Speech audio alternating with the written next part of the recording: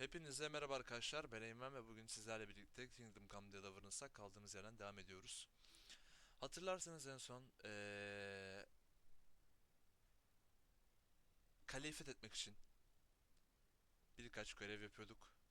Onlara kaldığımız yerden devam edeceğiz. Neredeyse her akşam Twitch ve YouTube, Twitch ve KİCK'te yayındayız. YouTube'da yayın yapmıyoruz maalesef ki. Hepinizi beklerim. Oyuna geçelim. Bugün biraz misafirim var evimde. O yüzden bir tık kalabalık. Yani o yüzden aklınıza bir şey diyemem bu konuda. Bu lavukları dövdüğümüz yerdeyiz. Paralarını alıp uzadığımız yerdeyiz. Sonra buraya gideceğiz. Neredesin benim beyaz atlarım şeyim? Ben söyledim mi hatırlamıyorum. Ben yayın dışı galiba şeyi aldım bu. Zırha aldım. O zaman söyledim mi hatırlamıyorum. Emin değilim. Hangi A'ya gidiyoruz? Burası değil mi? Böyle işaretler. Ya. Görevimize gidelim yapalım bakalım. Ben Ofis'ciyim oynamadım bu oyunu ama bir o şey zırha aldım. Geçen öldüğümüz yerden almıştım galiba. Onun dışında bir şey yapmadım onu ben geçen yıl söylemiş olabilirim. Harbi karışmış o haliyle.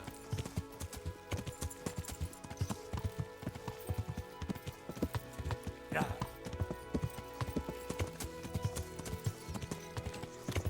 Bayağı iyi. Bayağı bırak.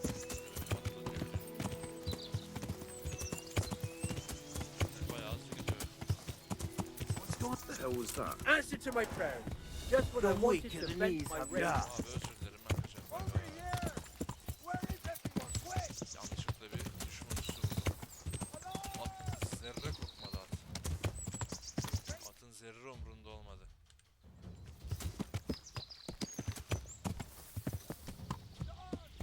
Get over here!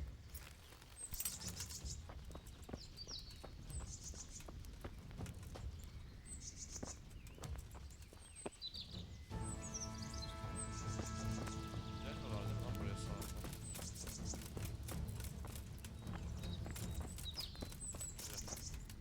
Mother. I need something to keep our soldiers awake.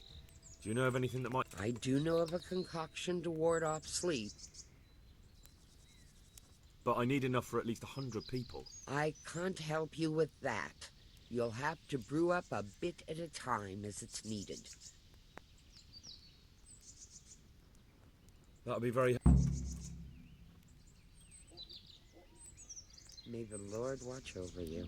What the?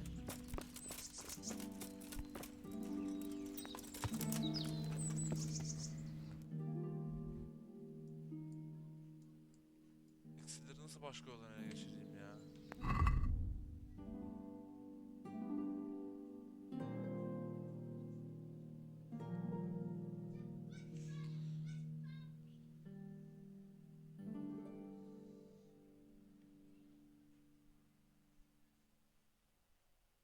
...60 tane iksir yap diyor.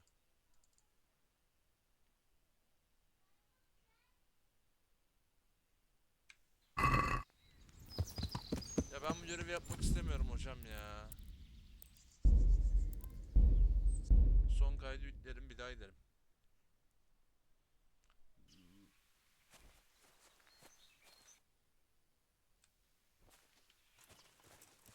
Ne yapıyoruz lan biz burada? Görev tamam herhalde. Dövdüğümüz kısımlarımız.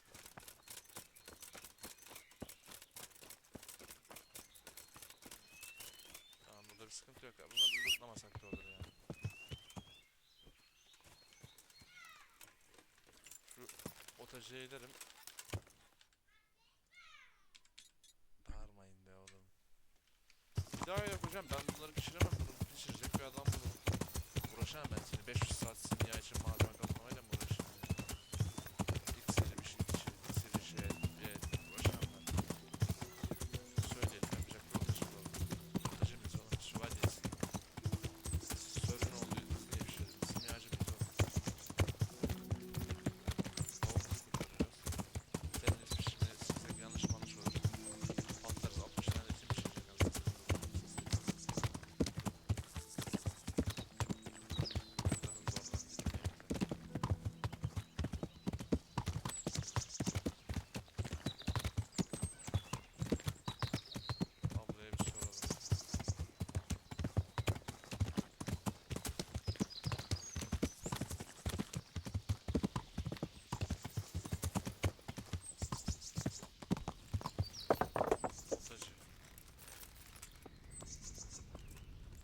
Good eve. I need... I But I need... I can't help you with... No, I need... I'm sorry, but I'm not a miracle worker. May the Lord watch over.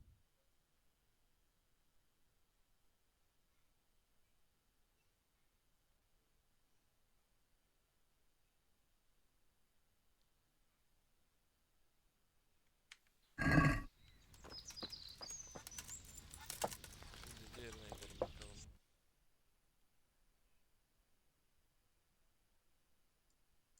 Başka otacı yok mu? Burada var. Burada var. 3 tane otacı var. İleride bunlardan biri yapıyordur abiciğim.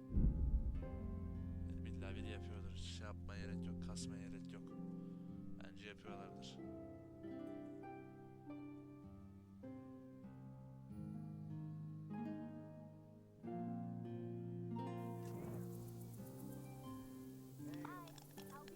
Nerede otacı? Gidelim oraya.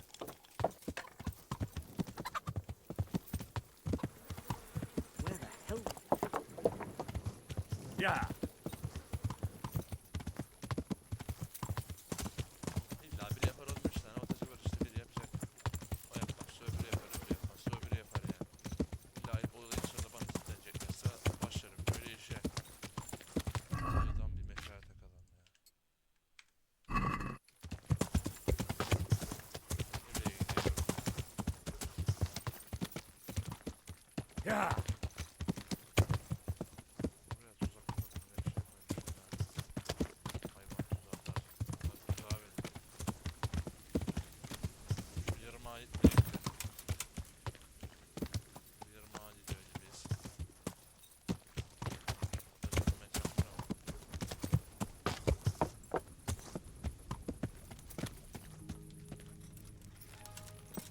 Bir de yemeğim yok mu ya?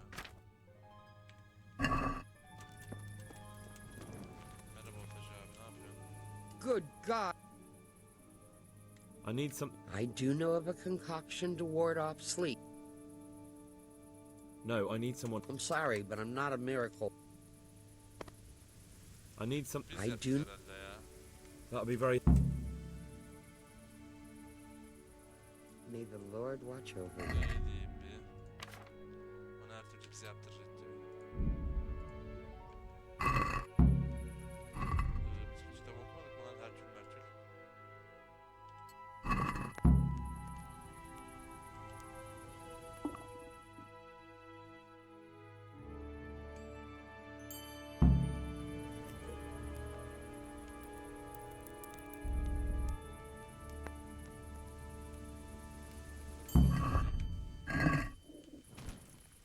Oturunca daha çok okuyabiliyorsun.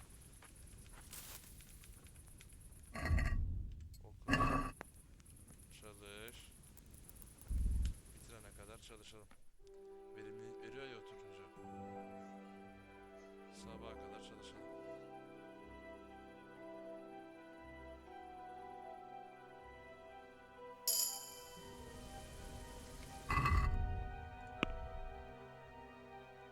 Kuvvetimiz güçlendi.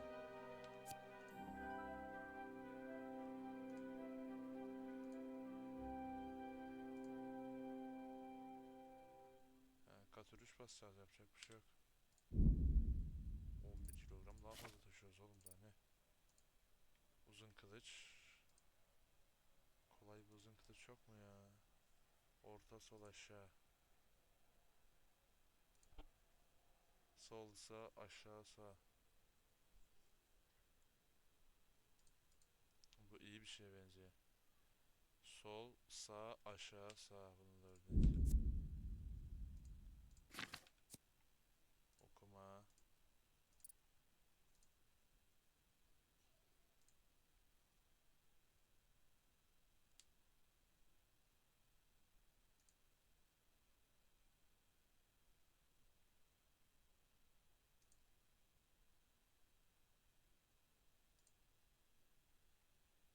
Meslektaş daha iyi. Kitap ucuz olsun biraz. Bakalım şimdi bir abladan bir yemek. Yemeğin yok mu abi?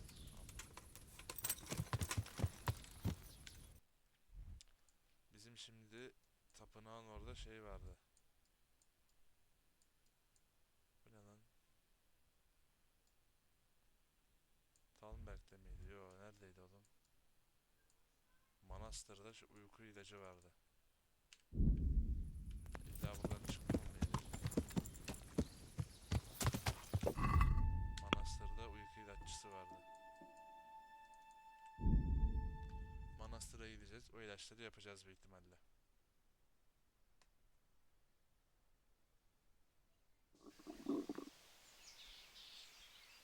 Manastırın içinde yemek yiyecekler var. Evet, şunu bırak abicim. Of.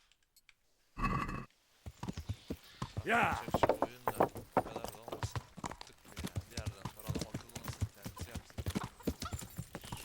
Dur bakalım. Bir yemek yiyelim. Dur. Şuradan bir isim ya yapalım. Kitabı açalım.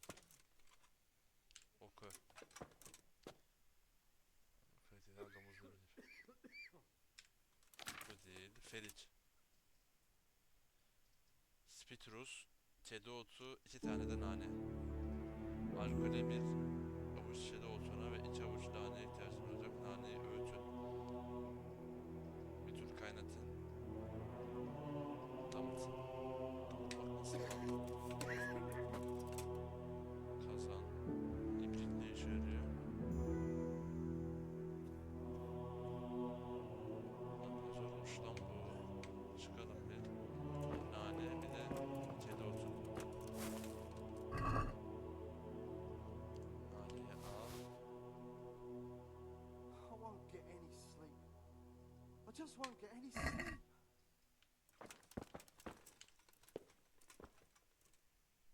Envanter. Nane. Çede otu lazım bize.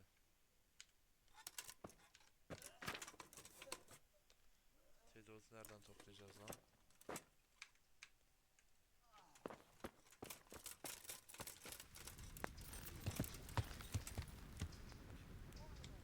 Şu lavukta vardır, Velis yapıyordur ya. Velis bro neredesin?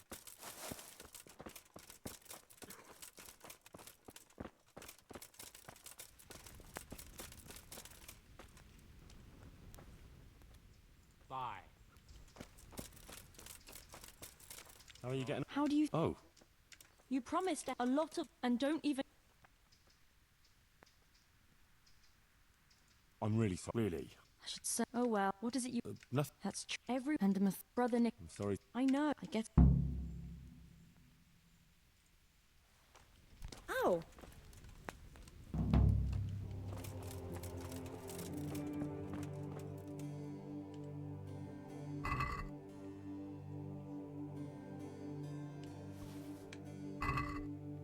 Güzel Avrupa turu var da burada yine hiçbir şey yok ya. Almamış burada hiçbir şey. Bize çede otu lazım. Acaba şu bahçede var mıdır ya? Şu bahçede varsa güzel olur.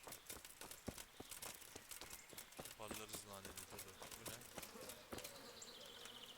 Karengiba, lobelia, lobelia, ısırgan otu, tenger, karengiba, ısırgan otu, karengiba,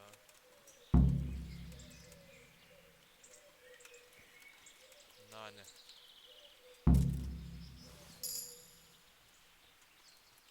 Nane. Nane lazım bize. Bizde nane. Heh burada. Bunların nanelerin hepsini toplayalım hocam. Şöyle çede otu toplarız. Naneler bize lazım çünkü.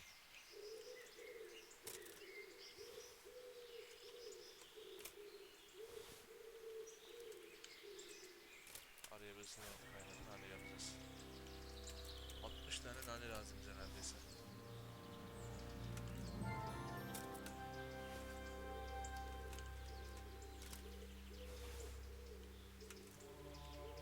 Topla nane lazım.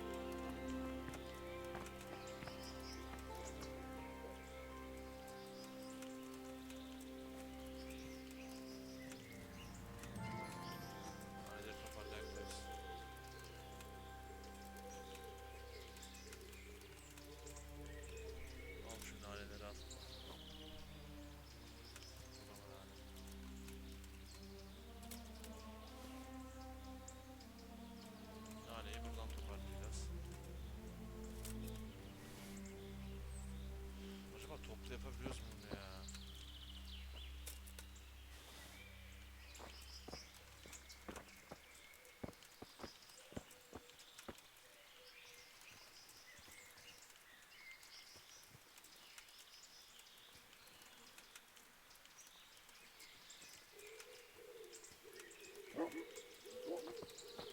Aa da yok herhalde. Ya şu görevleri yapalım da direkt bende ya. Gidelim.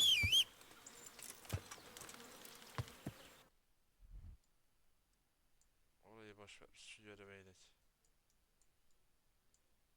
Bu içten. Aynen oraya gidelim be. Bir rahip bulalım. Oğlum ben temayı bir dakika lan şey ayarlamayı unuttuk ha. O de dursun da ben şunu değiştireyim ya. 2 dakika şunun temayı. Dur. Şunu Kingdom Come devam, bunu da Kingdom Come olarak değiştireyim de.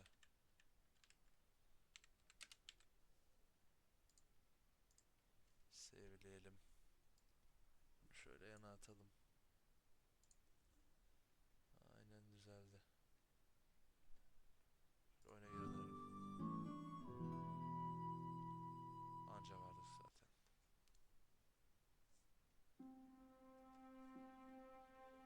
Rahiple bir konuşalım.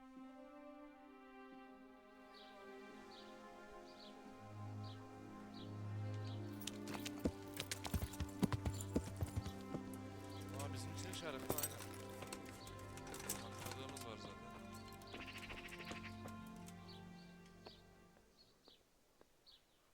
There's something I need from you, Father Godwin.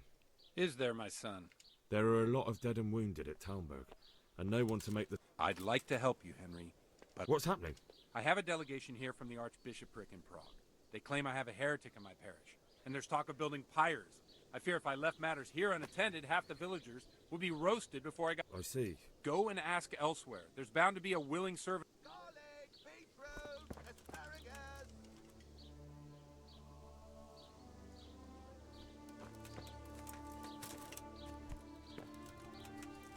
Her mevkinin bir şeyi var. Pederi var. Oraya mı gidip soracağız? Ne yapacağız abi? Nasıl sorduk?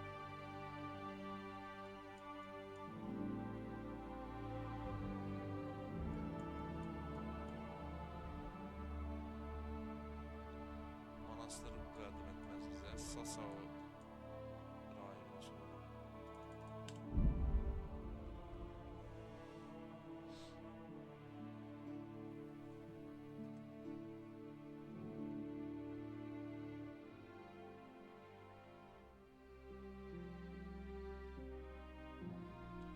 Gidip soralım bakalım ya ne olacak.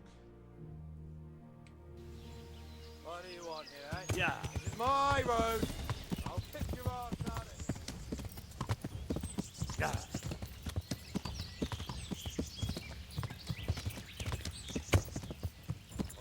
Kardeşim lan.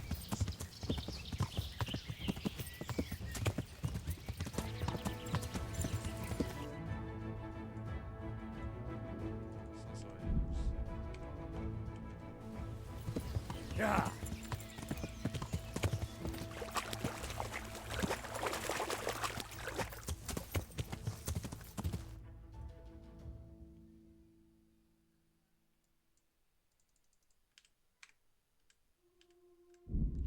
Sasa'ya gidelim de.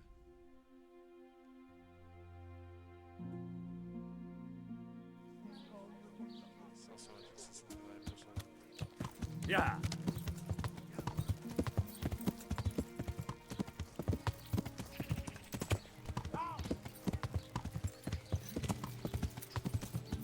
Yeah.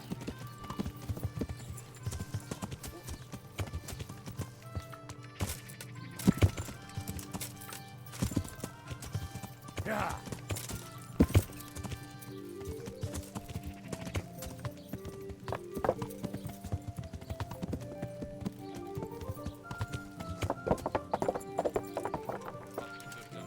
Bırak sen sadece bu beyazdan sonradan bir sapık ya.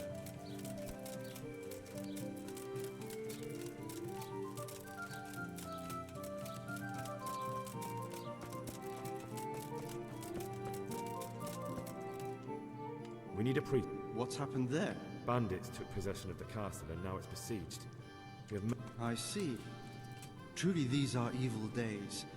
I'm so sorry. Try to ask at the churches closer by, in Rovna or Ujits, maybe in Ratai.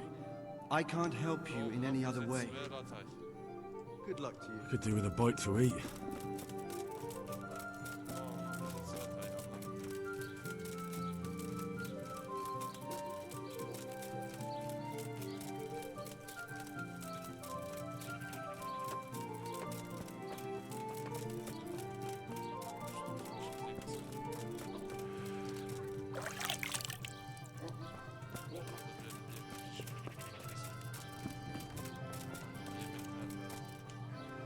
I'm. God be with you. Salami. God grant. God bless.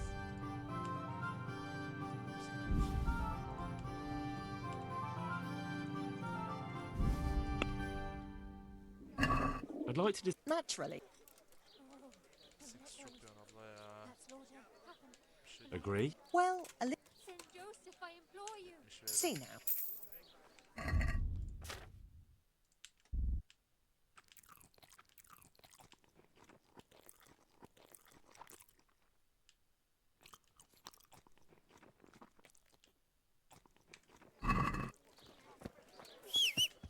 Burasına bak. Uzets, ondan sonra Ratay. Atayım. Ratay olabilir, Neof olabilir. Uzets'e sorduk zaten. Ratay papazına soralım. Buranın kilisesi ne tarafta tam olarak? Kilise burada. Ratay alt kapısına gidelim.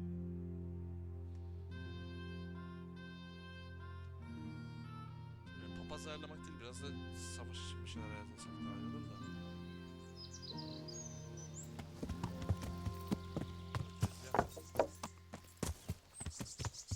Well, well, who's this coming Yeah. here? Show what you're made of. Yeah.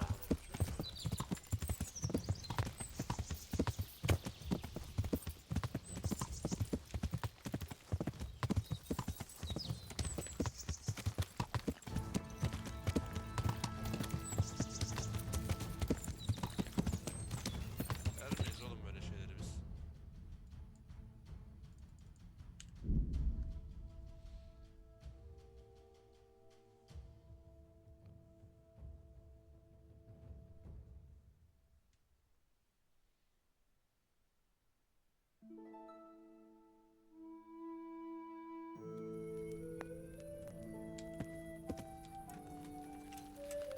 Sabaha kadar böyle yak şurada. Ve kaydet.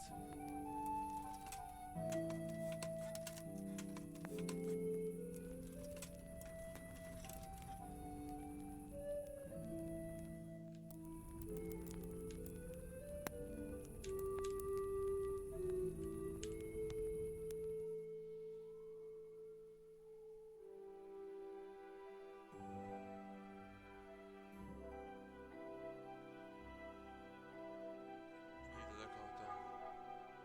Gidelim kiliseye. Soralım bakalım neymiş durum. Belki Rattay oğlum. Babamız yani içeride. Adı neydi hatırlamadım da. Radzik miydi neydi? Babamız içeride. Belki yardım eder adam.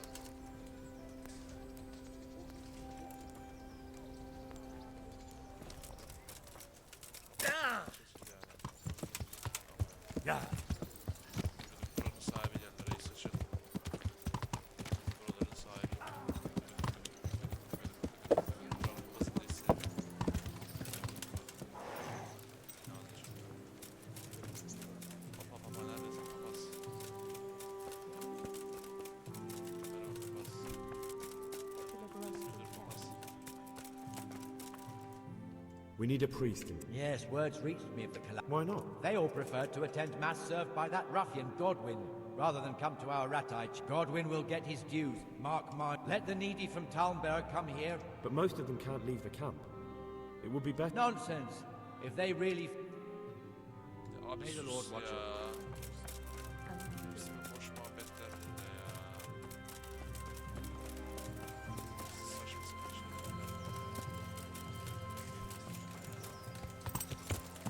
Yeah. Kime gidiyoruz şimdi? Newf. Nasıl şey var mı? Temsil. Ne yaptı? Franic. Kimseniz var mı? Burası düşman kampından doğru. Şu oranın kimsesi var mı? Yok. Kimse yok. Soso. Bir de şurada kilise var mı?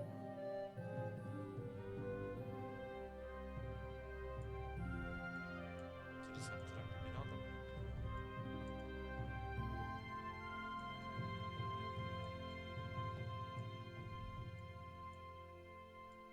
Tamberg, Uzitse gittik. Rovna mıydı bir de? Rovna kilisesi mi abi? Son şansımız Rovna var. Hiçbir şey ayarlayamadık ya. Boş boş gezdik anasını satayım. Rovna da bayağı uzak.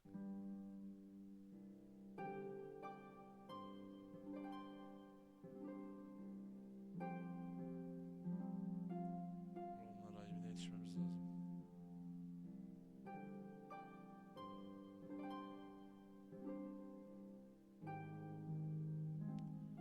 Meroet.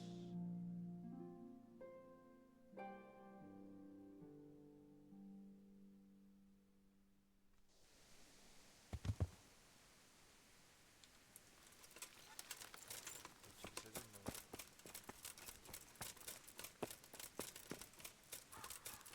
Hangi kilisesi olduğunu?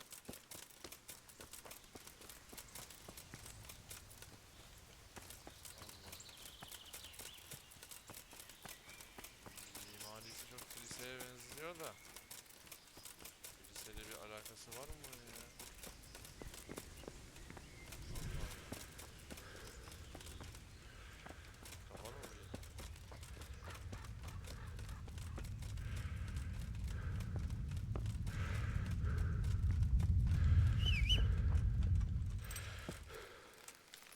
Bunu da beceremedik galiba. Bu ne oğlum bu? Skalis'in yok. Piyabilis'in yok. Uzdet'sin yok.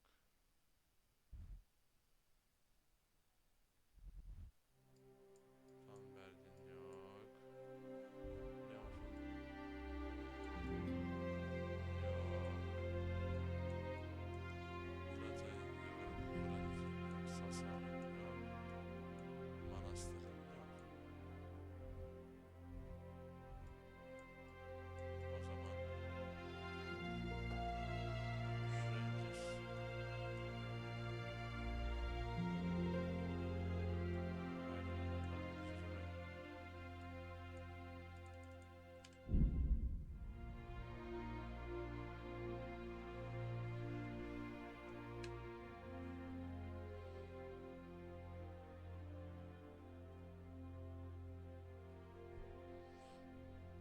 Çözemedik bir türlü mevzuyu ya.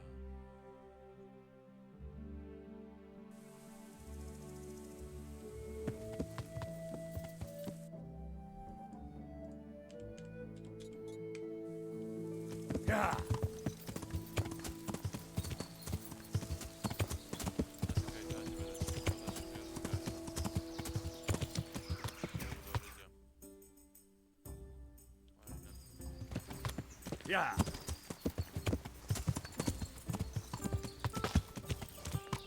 Hiçbir şey anlattığı üstünde yok ya. Doğru yoldayız.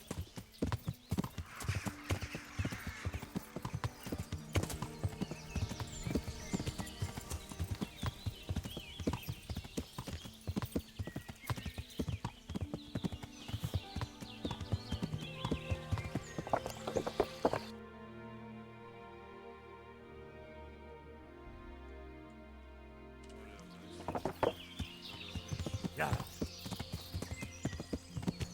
God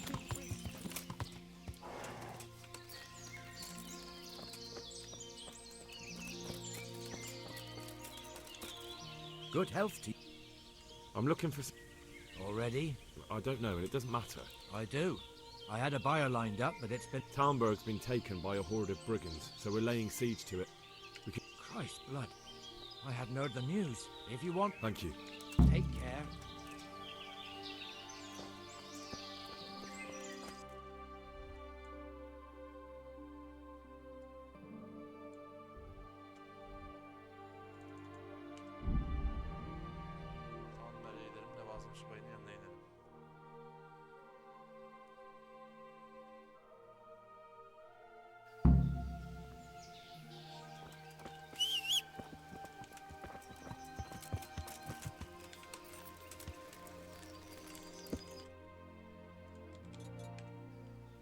Yeah.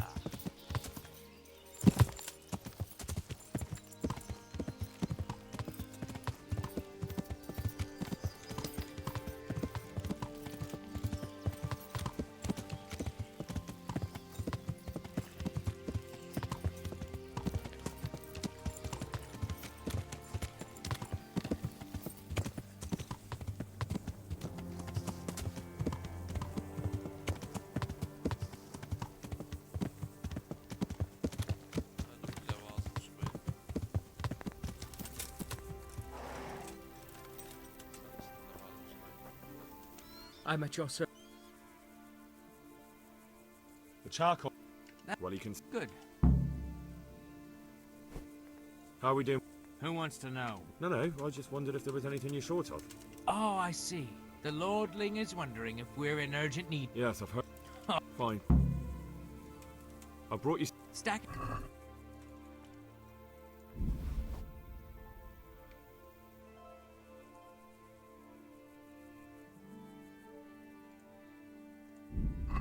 What's going on?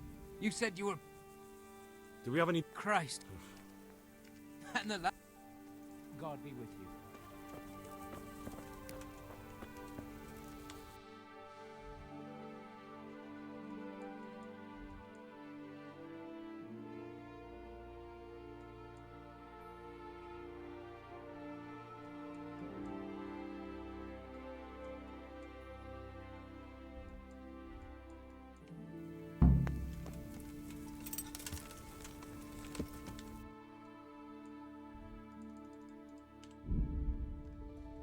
Şuraya gidelim, askerlere bir et getirelim. 200 tane et istiyorlar.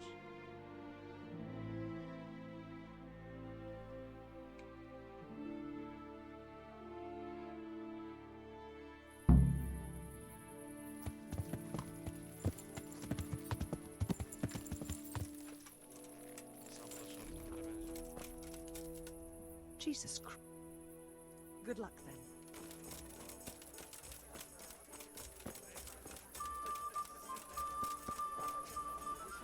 Jesus Christ. Andrew, there's. I could. There's nothing. Just as a matter of interest, who do you? Well, right now. Just remember. I'll have. Etin var mı?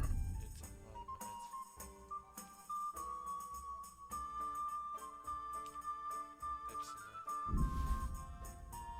Pastırma da et.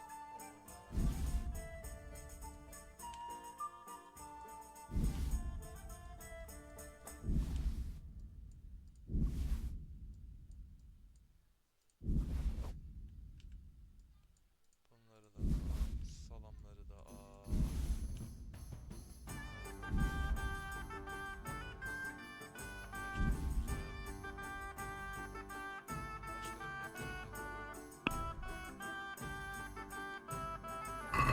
Can we do something?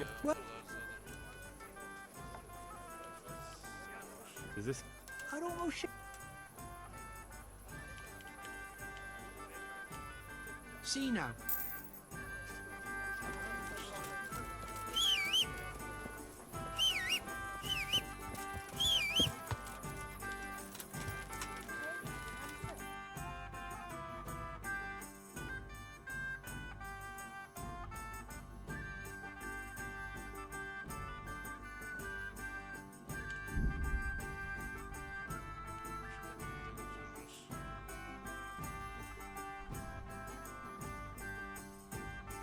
Başkası tamam zaten ya.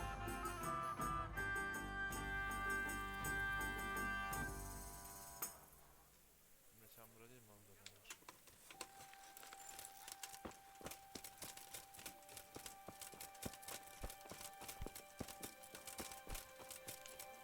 What else you, sir? I need to. I'm a few. May the Lord watch over you. Ver. Pastırmam onu da ver. Aynısını da verelim bunlarla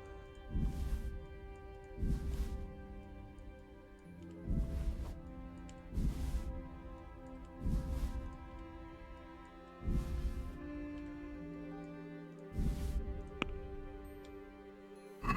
I'd like to dis. Abi en son bunu 360 aldım. Agree? Wow. 375. Finally. 300 etti. Az bir şey kaldı. Abi de yokmuş.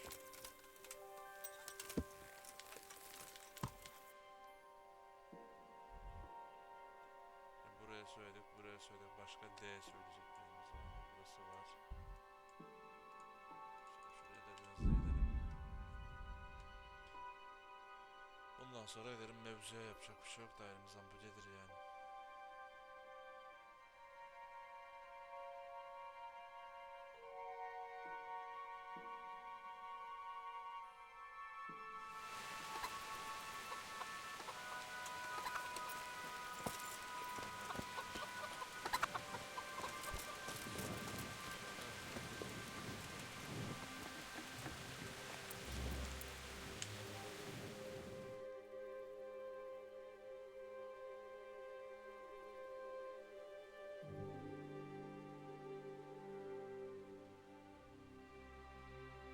Hadi be abi, hadi be abi, hadi be abi.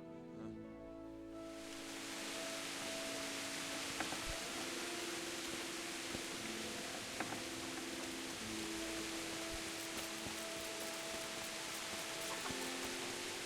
I hope. I need to bring. I've hardly any beer left. May the Lord watch over you.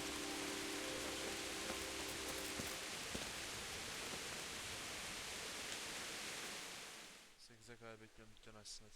Bekliyorum. Çok gazete alacağım, gideceğim abicim hadi. I'll be right after that.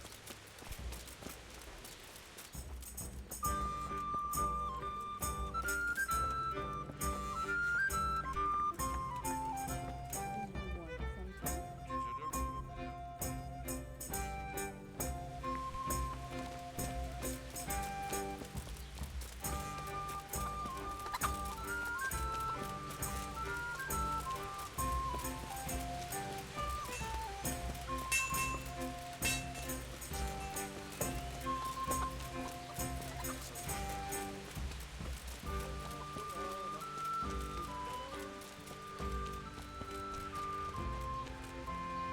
God preserve.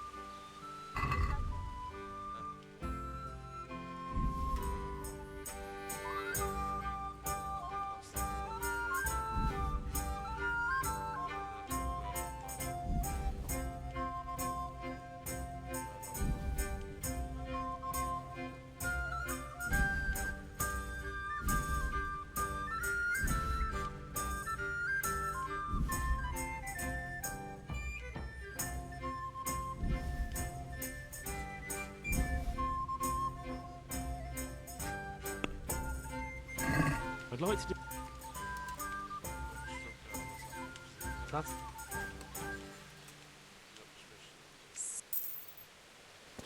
88 etti. Bir kasaba masada bir yerde olsak yeter. Gel sen de var mı?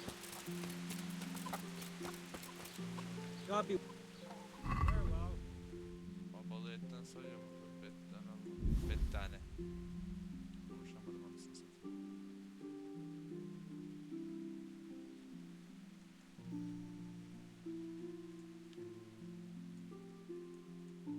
Bu abi de şey varsa alalım ya. Adı nedir? Şunları da alalım. Kedi otu.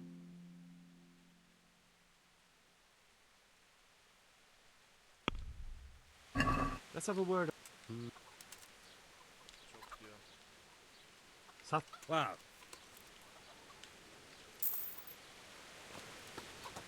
95. 5 tane daha ettir alsanız kimse kalmaz lan buralarda.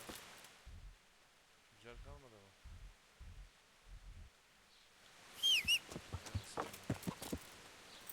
Satıcıları var aslında. Satıcı da işimize yarar da. Uğraşılmaz o da. Yol üstü Mero Yırt'tan alacağız. Bakkalından. Mero Yırt'ın bakkalından fazla alınca çürür mürür. Nerede bakkalım bunları?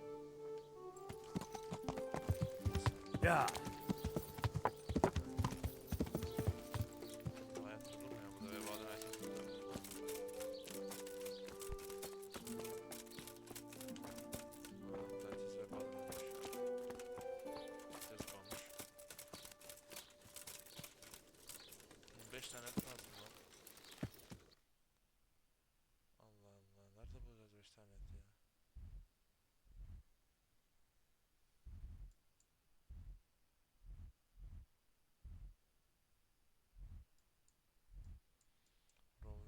istemiyorum ya. Burada hayat yok ki zaten burada. Ölmüş şehir burası. Yol üstü. Oraya da gidemeyiz. Yol üstü de bir yer yok.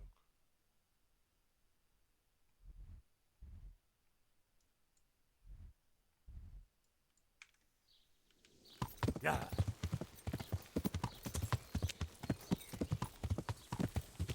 Buradan çıkacağız, bırakacağız ormanlara doğru yürüyeceğiz. 5 tane yakıt alacağız. Tavşan vurmaya çalışacağız.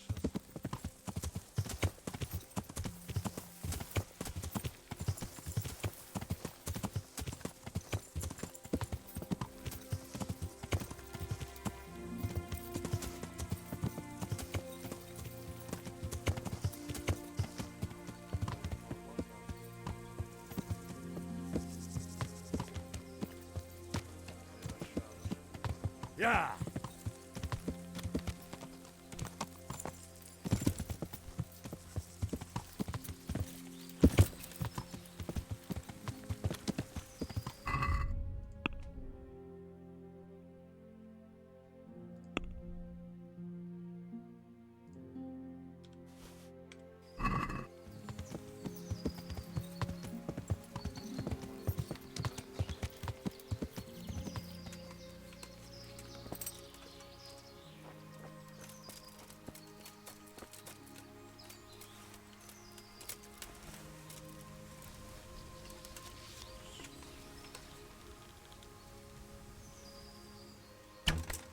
Bu kadar. Vay be.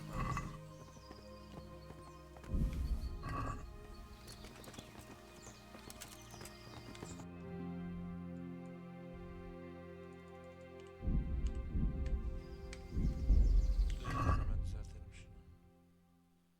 Ne varsa üstümüzde. Atı taşı ne varsa ağır. Atı taşı, 2 tane çencer.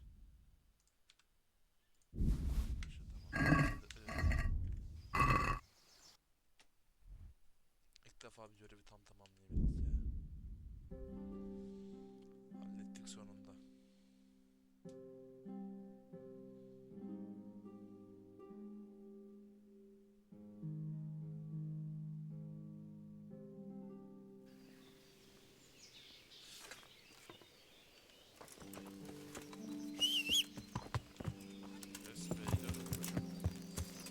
Ya.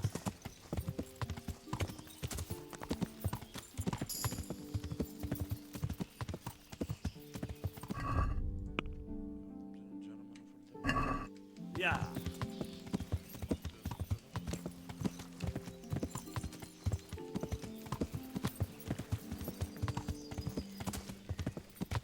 Gidelim bakalım, halledelim ya. Şu görevlerden ondan sonra gideceğim zaten yukarıya. Uğraşmayacağım. Askerler yemeyin, yesin. Başka da bir şey uğraşmayacağım.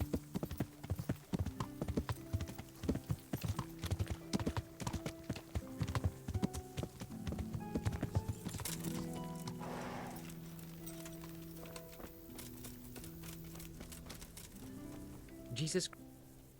I brought you. Stack.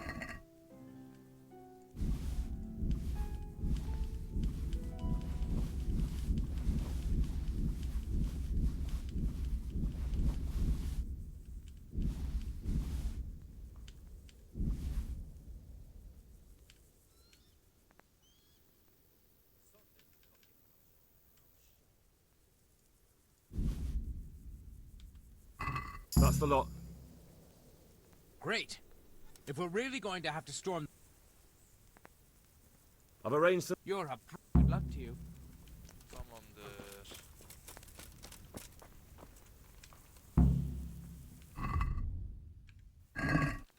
M'den ne görevimiz kaldı bakalım. Ya da J'den daha doğrusu.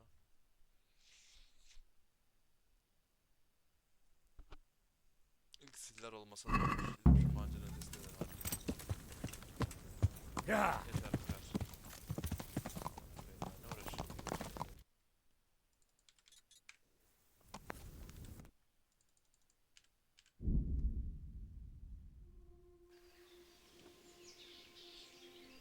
Test edelim şu mancınığı ya, yeter ya. Ya. Şunları bunları rica edelim yapalım.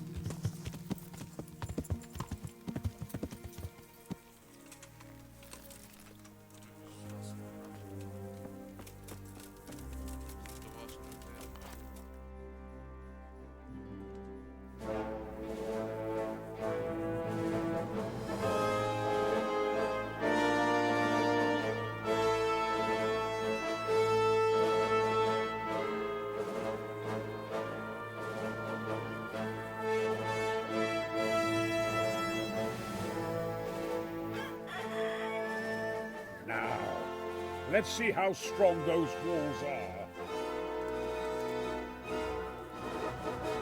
Let it rip!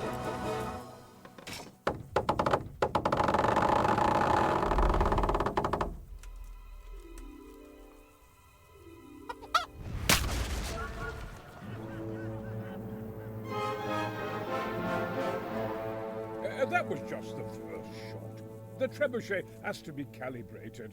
That's perfectly normal. I'll have the range in no time.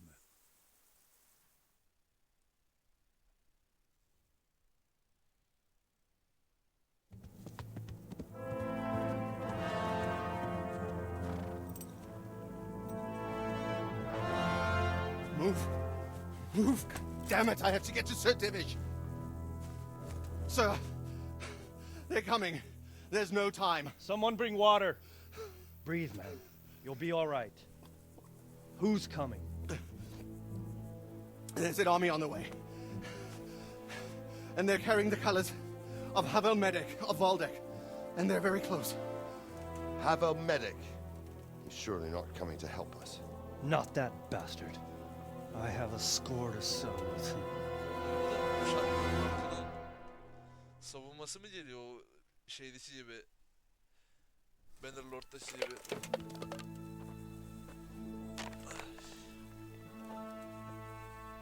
Gentlemen, Toth's reinforcements are about to descend on us. That swine. How many men? We don't know exactly, but there are many, and they will probably be here by dawn. So soon? How is it that we knew nothing about this before? The whole land is in chaos. It's a wonder we can find out anything at all. If they attack from the rear, We'd be finished, just as Toth has been planning. The sneaky weasel. he's been one step ahead of us the whole time. Not this time, though. What are you thinking? Robard, how do you think the weather will be tomorrow? Well, sir, if my joints don't deceive me, and they rarely do, it'll rain. It'll rain buckets. Here. Şakır şakır. We'll make a stand here, I and Radzig's men. You will wait until they charge us, and then strike them from the rear. Here, and here. If we succeed, we'll have it over and done with before they notice anything in Townburg. It might just work. But we'll have to leave someone in the encampments in case they do come out of Talberg. A few men will be all I need. Well, that depends on whether you can hold out. We don't even know how many there are. We will hold out. I'll give the orders to my men. We will be ready.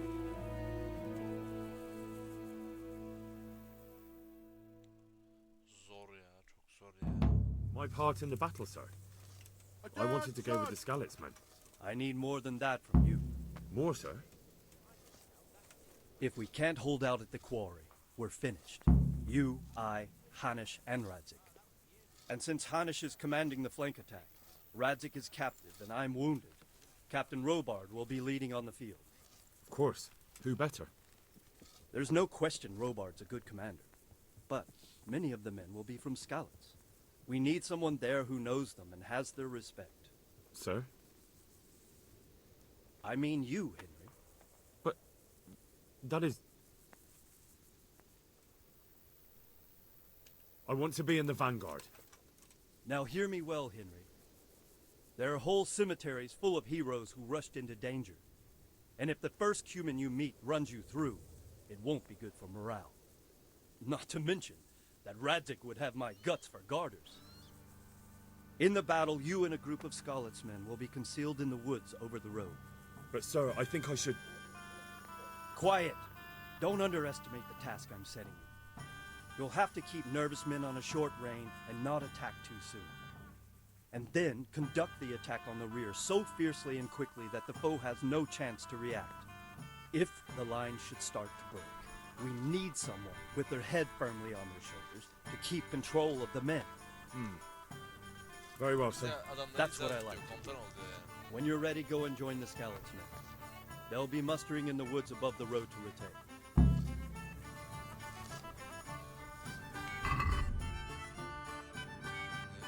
Silahlarımız iyi durumda. İyi durumda.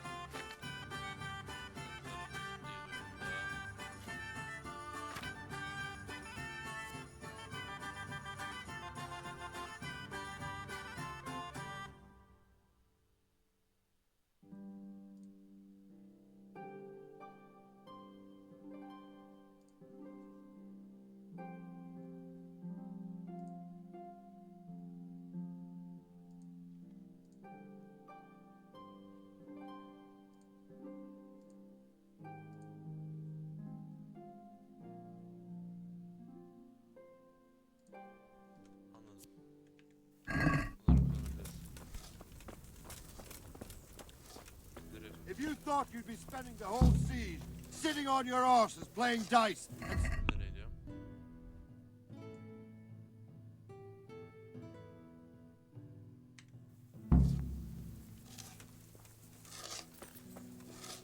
Daha ne oluyor hocam hazır? And if there's one thing we pride ourselves on in Talbot, it's that we defend the honor of our ghost. Yeah. Gidelim savaşalım.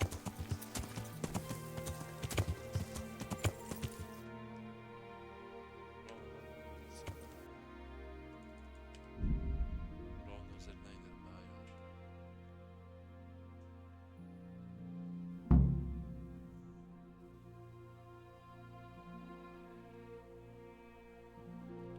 İyi bari savaşalım da. Hope, hope.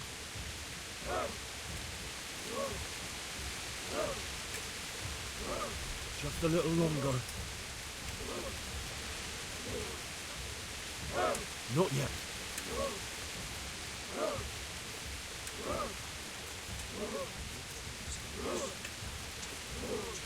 Easy, easy.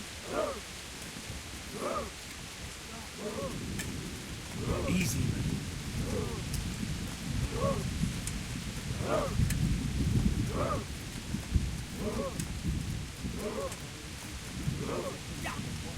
They were expecting us! First troops to the bridge! Break through! Vanguard! To the left! And the rest, come with me! We'll flank the bastards! At them! Charge! Grind those horsens into the dirt!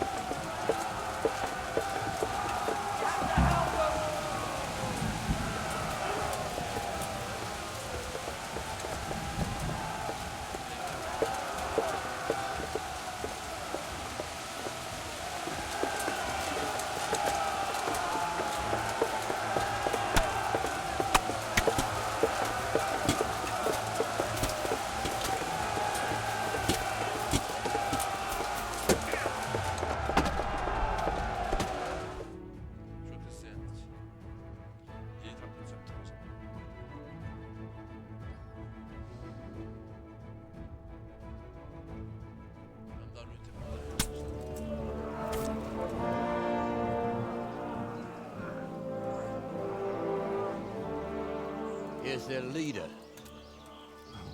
What? This boy? You should show a little more respect, Divish. You'll need it when you kneel before Istvan. Oh, now the pup shows his teeth. Istvan, you say? Not Sir Istvan? or Lord Toth? Just how intimate are the two of you? I know him. He's Eric, Toth's captain and right-hand man. Finally, some good news. Shackle him and guard him closely. Those bastards want to destroy our trebuchet.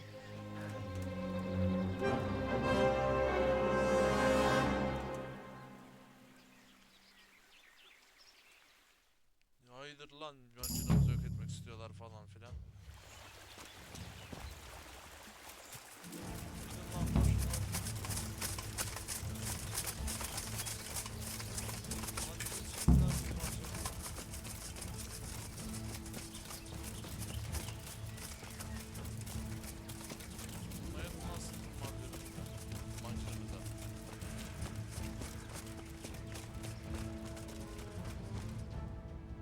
Çok uzak lan,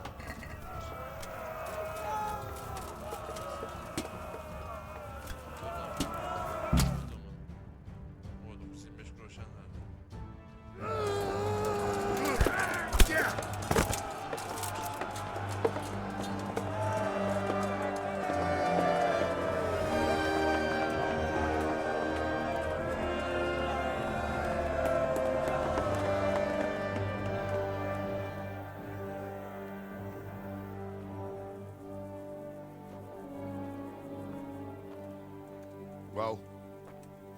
The damage isn't too serious. So we can shoot. Not just yet. Sir, what are we waiting for? You've heard his threats, Robard. Do you want him to kill Radzik and my wife? We have to consider all our options. And it would be a shame to destroy the castle, too. But how do we get that rat out of there? Sir, I might have a solution. What about exchanging hostages? He was the captain at Vranjik, and he brought Istvan's reinforcements here.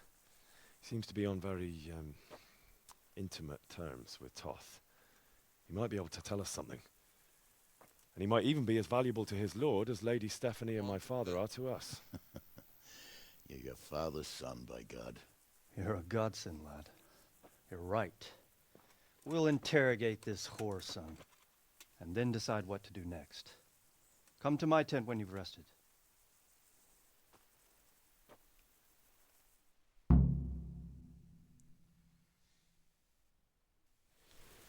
Abi yerdekiler aldınız mı hemen ya? Rutlasaydık ama abi hepsini öldürüp kaldırmışsınız ya.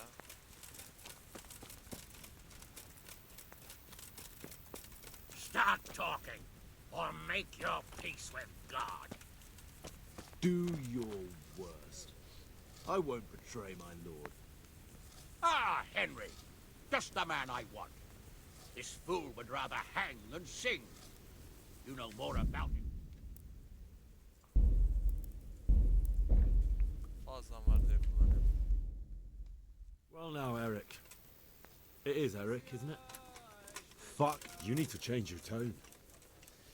If you start being nice, you might just come out of this alive. Who is this Toth? He's an orphan, same as me. The Turks killed his parents, so he started killing Turks. Sigismund needed men like that, so Istvan ended up in his service. What is he after?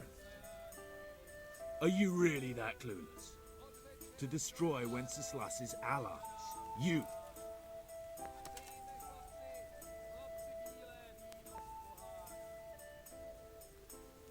How many men does he have in the castle? How should I know? There were nearly 70 of us at the beginning, but there's probably not even half left. But that's still more than there ever were in that castle. More than enough to defend it.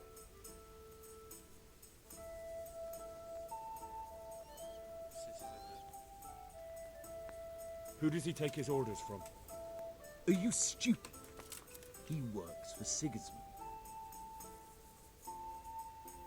How did you meet him? What's that got to do with anything? Listen to me.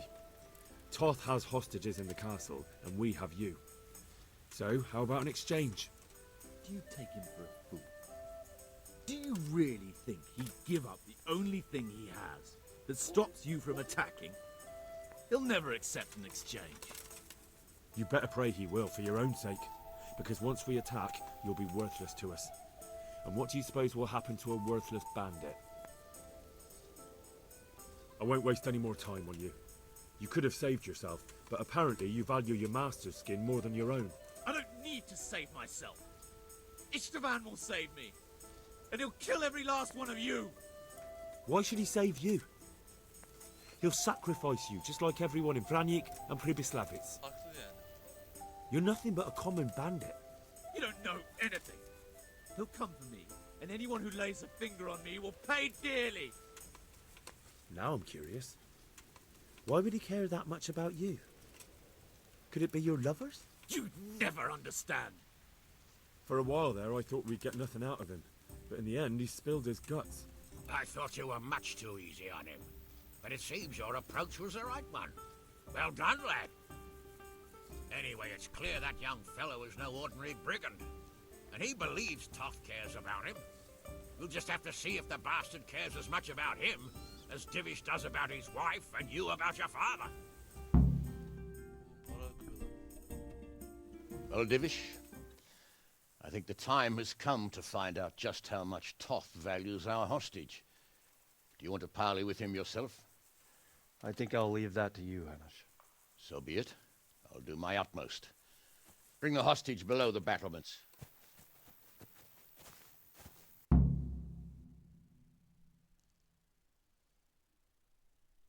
Sistematikleri boy koymaları olsun.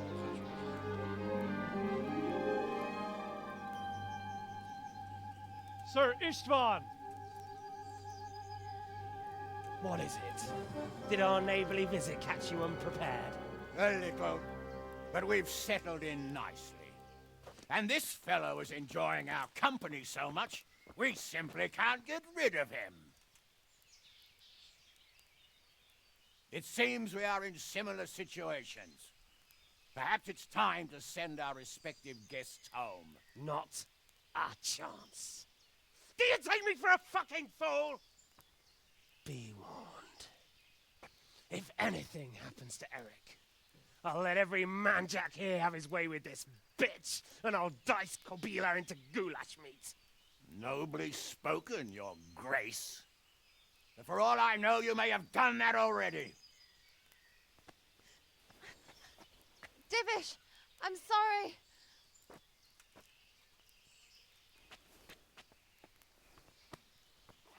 Greetings, friends. Fear not, Lord Toth is treating us like royalty. Dalga geçiyordu bize bu kadar çok. They're unharmed, as you can see. But don't try any tricks, or they won't be for long, Hanush.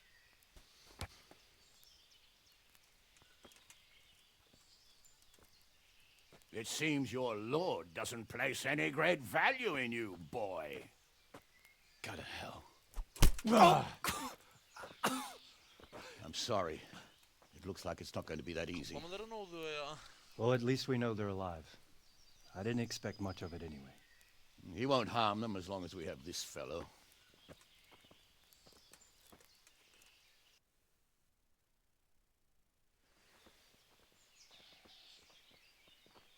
Well, friends, what do you suggest? I'd say we have no choice but to attack. It's a great risk, Robard, with Stephanie and Radzig inside. I know how you feel, sir, but Toth is no fool. They are his last safeguard. He will do nothing to harm them until he is sure of victory. Would you be saying that if it were your wife inside? Or your father? Well, let me point out that we have no choice anyway. We don't have enough supplies to keep men here for weeks, while gangs of brigands and Sigismund's army roam the countryside. Toth won't agree to an exchange, and even if he did, we'd have to let him go. With all his men, he'd be a thorn in our sides till Judgment Day. Sir, a message has arrived. Oh, what is it? Margrave Jobst is approaching with his retinue and wants to speak with you. Jobst, you say? All right. What is he doing here? Who's Jobst? Jobst of Luxembourg is cousin to King Wenceslaus and Sigismund. He's the Margrave of Moravia. Only a year ago, he was collaborating with Sigismund and the League of Lords. He betrayed King Wenceslas and his ally Prokop. Now, he's changed sides, appointed himself the leader of the rebellion against Sigismund, and wants to liberate Wenceslas. Whichever way the wind blows.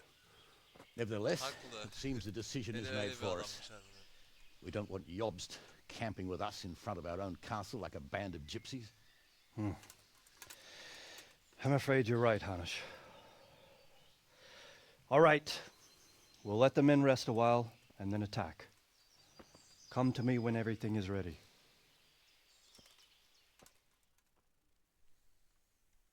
Başka çare yok. Oyuncudan dinleyen levelleri açalım.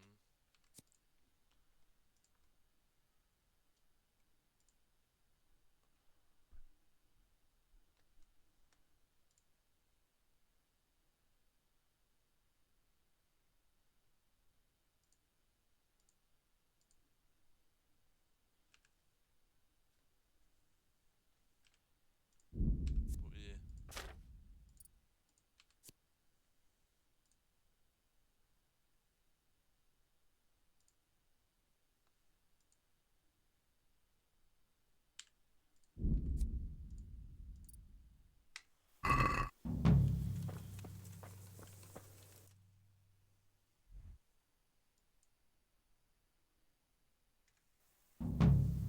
Videodan bir zırhlara bakalım.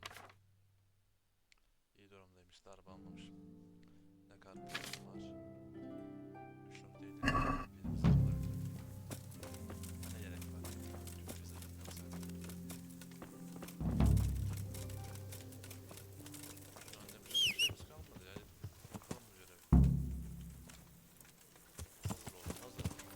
Yeah. Savaşa darbe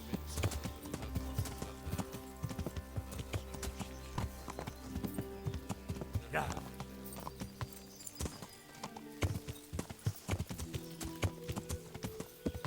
karşısındalar mı? Evet. Yeah.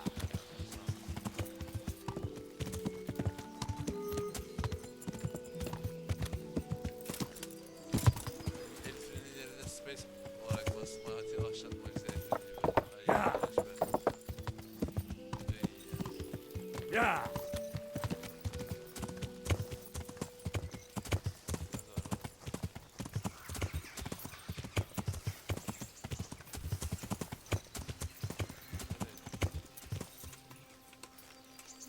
Yeah.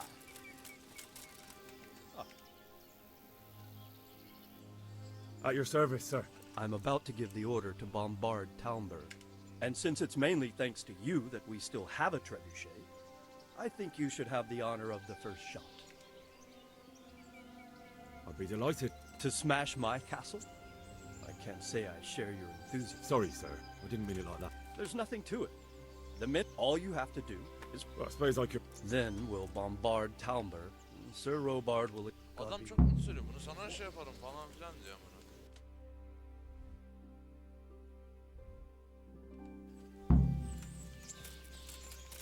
Bunu sana şeref bulurum falan filan diyor. Yani şeref bulurum olur falan filan tamam. Diyor ki ya şeref bulurum. Hoşuna mı gidiyor yani diyor. Yeah.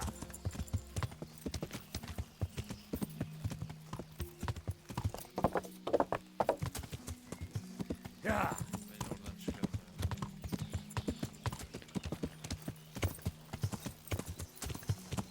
İn gibi çık. Hadi abi. Buradan indir oğlum. Buradan çıkacaksın ya. Çok güzel ya.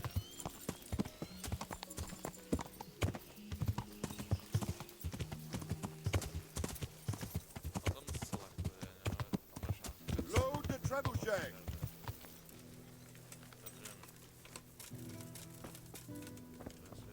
The Lord be praised.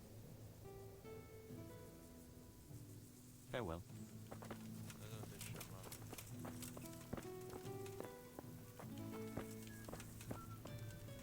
My respects to you. God be with you. I am on. Take care now. Abi nasıl ateşleyeceğiz? Ha, onlar kuracak ben mi ateşleyeceğim? Ne uzun sürüyor? Anasını satayım ya.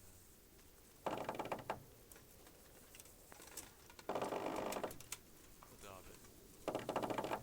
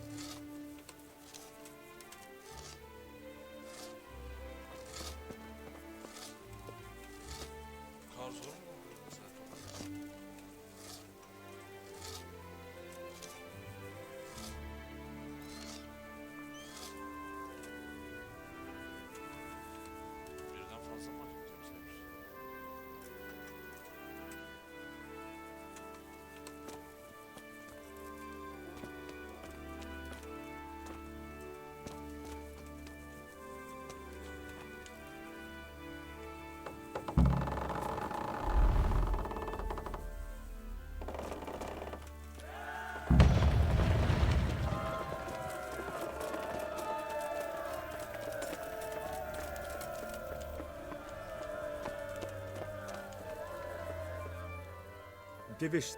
Sir. Sir Divish said you tell me what happens next. We're going to watch That's all? For a few days at least. So if you have anything to attend to, now's... Good luck to you.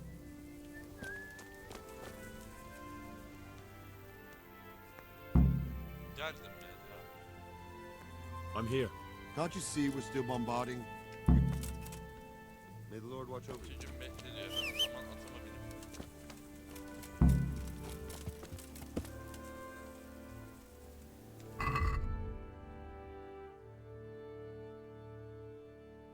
Kaptan Robert. Sir Robert'la konuşmayacağım. Gücüm bekleniyor. Anladım. Ben gidip bir zırh alacağım kendime. Zırhçıdan.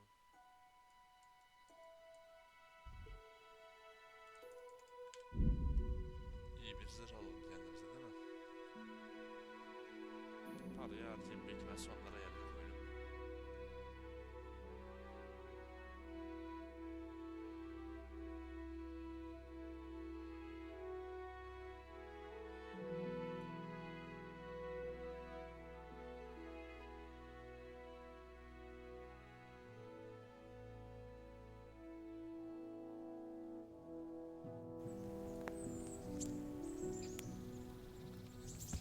Yeah.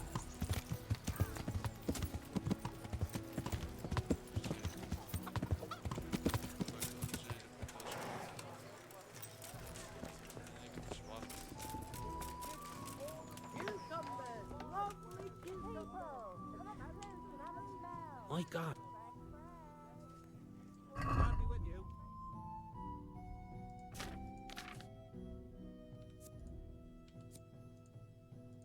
Bize Cikon'dan da iyi bir kılıç lazım. 90 savurması, 54 şeyi var. İyi değil, 74'e iyi bak mesela şu an. Kurtarıcı var. Kılıç konusunda.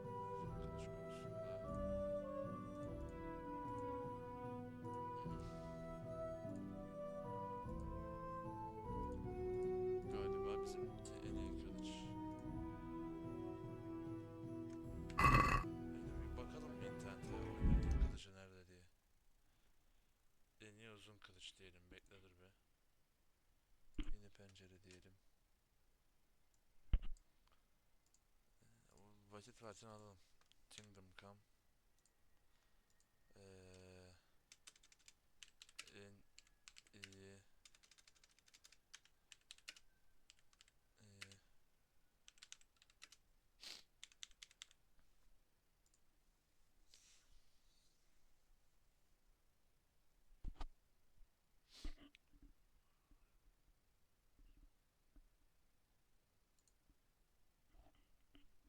Türkçe Herwood kılıcı. Mesela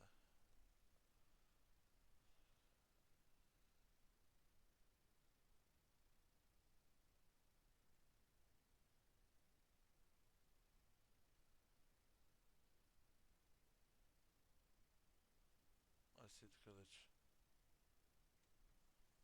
Kısa kılıç. Lognus kılıcı. En iyi olmayabilir. İğne.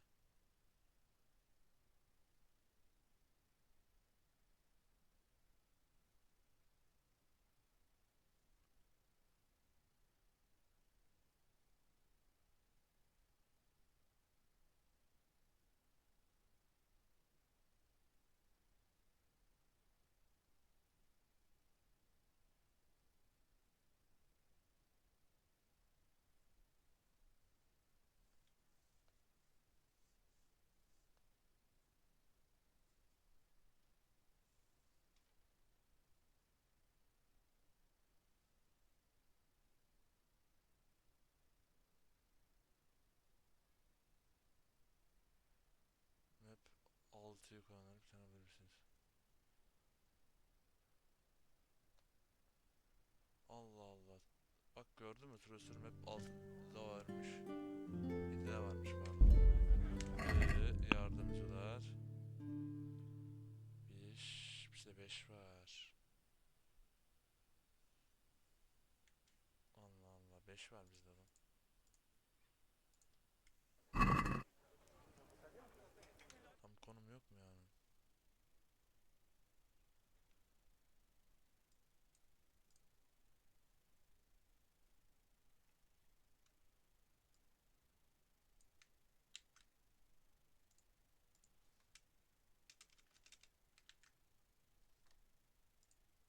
Location.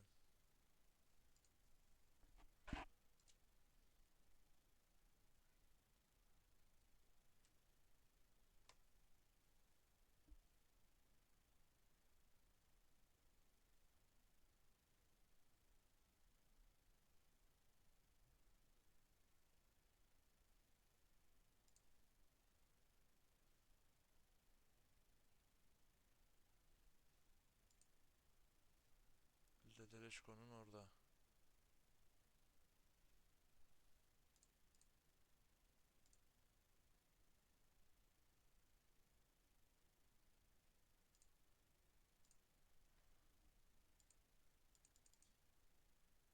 Manastırın solunda var. Işkonun yukarısında var. Oğlum bunlar ne lan?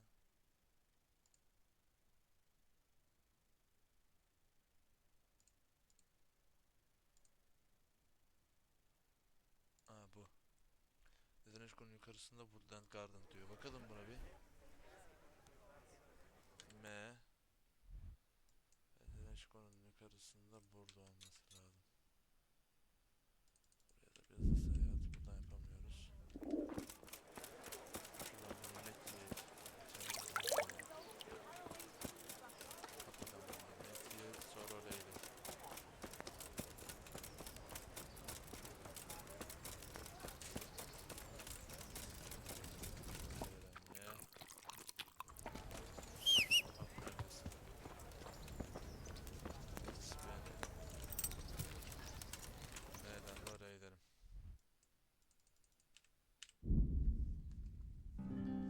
Bakalım çözebilecek miyiz mevzuyu?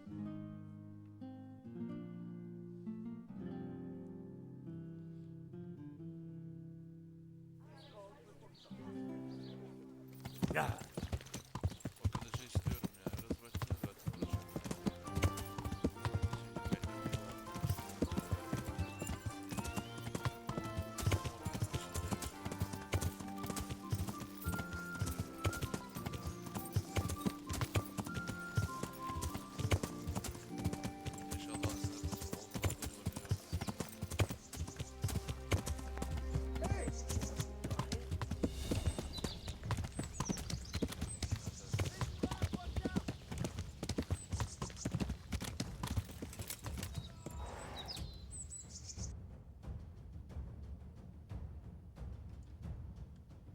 Alt tab yapalım bir tam neredeymiş görelim.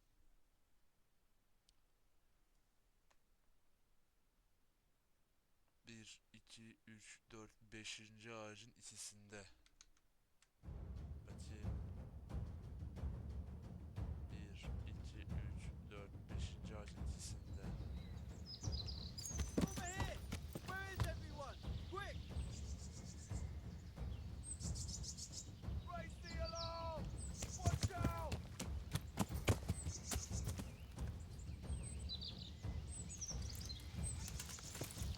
Bunlar nasıl bir şey acaba?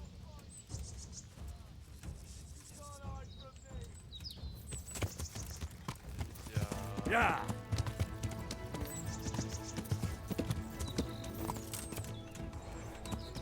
Ya.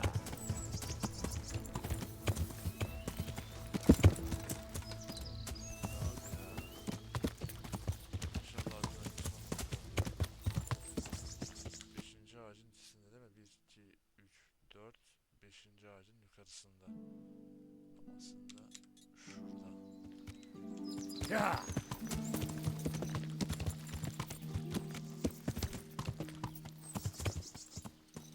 Mevzu bahis yer burada mı?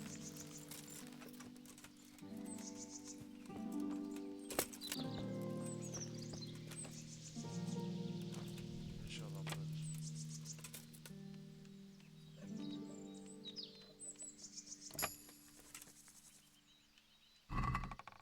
Aha da bulduk.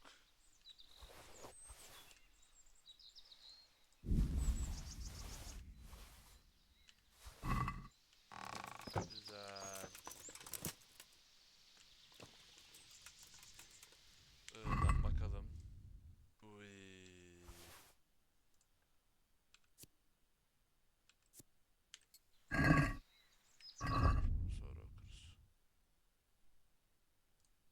Teknolojiyi bırak ya. Ne yaptık oğlum biz? Ha, dur.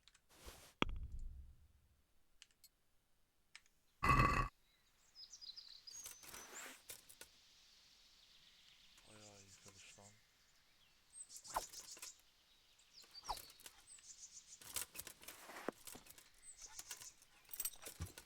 Şimdi bakalım oyunun en iyi zırhı nerelerdeymiş mesela, onlara bakalım. Deliverance en iyi zırh mesela.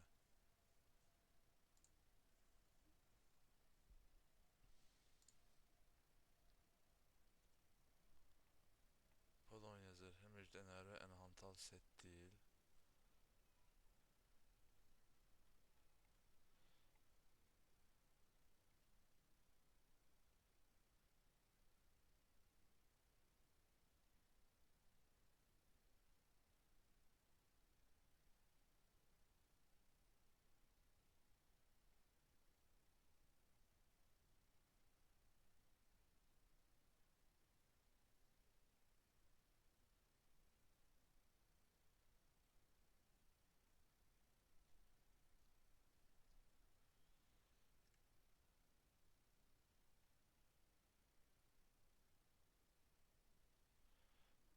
Zırhlar biraz daha leçi işi ya, çünkü o dizilişe göre biraz galiba ilerliyor mevzu.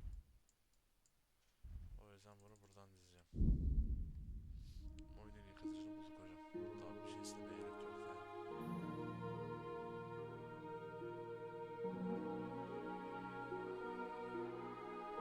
Şu hazine haritalarına bakalım ya, konumları neymiş.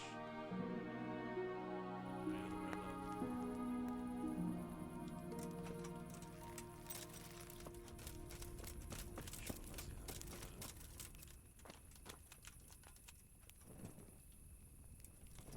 Tamamladık. İkinci üründe hazine haritaları değil de bir zırh alırız yani. Bize üstüne bir hazine haritaları uğraşırız. Tamamdır işte.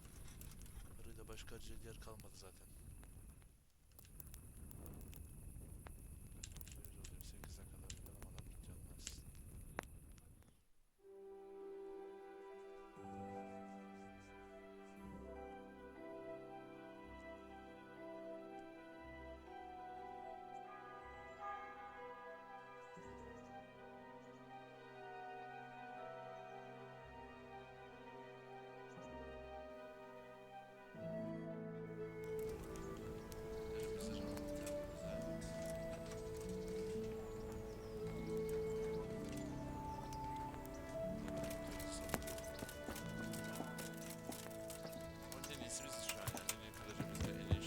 Yeah.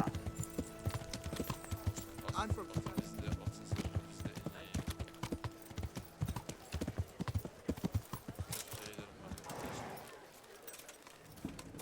Baked goods fresh from the oven. Come and get them. Carrots and Açtı mı acaba? Asparagus for taste and fruit. God be. Abi. Farewell. Senle. En pahalıya gidelim.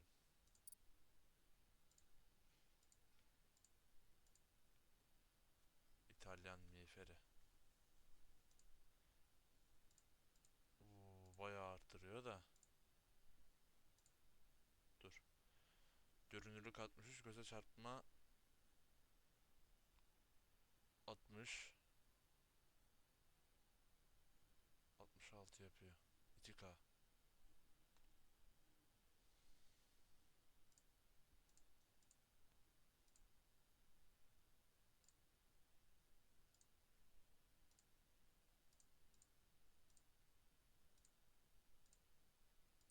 Bize daha iyi zırh yok mu lan?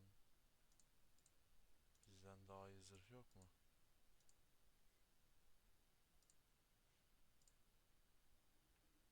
Önce bir şunu alalım bence, en pahalı İtalyan kaskı.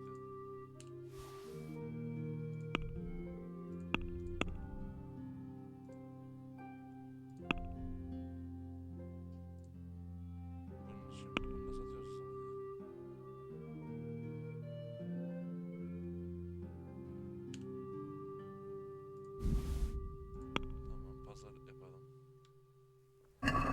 I'd like to. Well, Diyorsun. Abi ben de sana diyorum ki biz bu işi 1660 We agree. well, 1700 see now. güzel. I'dan şimdi zırhtan hiçbir şey değişmiyor. Güzel. Değil mi? Güzel. Bir dakika bu hangisi? Kötü, bunu da satıyoruz. Hiç konuşalım.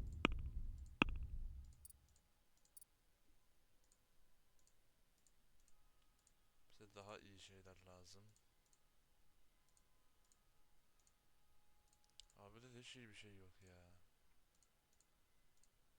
Bu eldiven var. 13 alan 14 yapıyor. 1.1K vermeye gerek yok bence buna.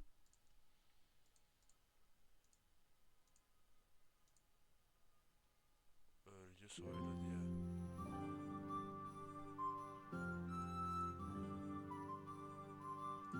Bizim var mı?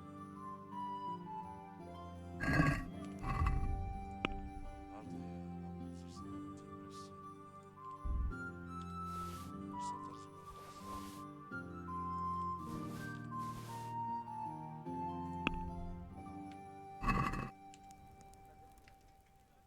See you later.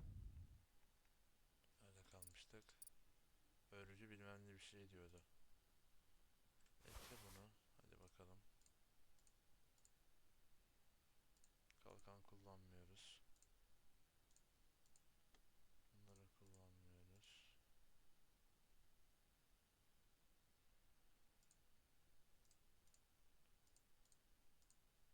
Taktiğimiz var. Vücut süslü armalı kısa ceket. 43, 51, 36'yı 44, 52, 38 yapıyor. Bence bu.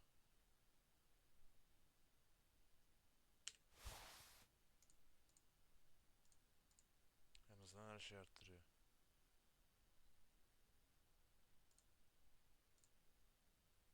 Baş sınırımız var.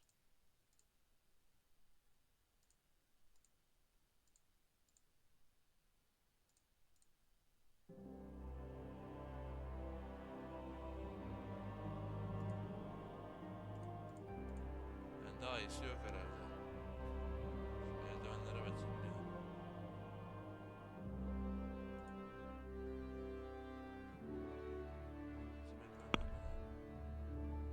Kompozit. Tamam, o zaman bunu veriyoruz. Ver. Bunu ver. Ver. Ver.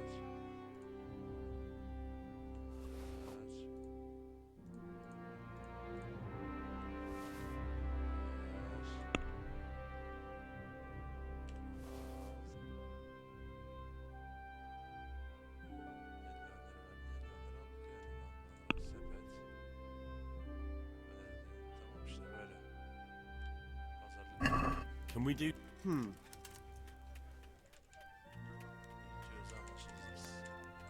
What do you? Well, fun.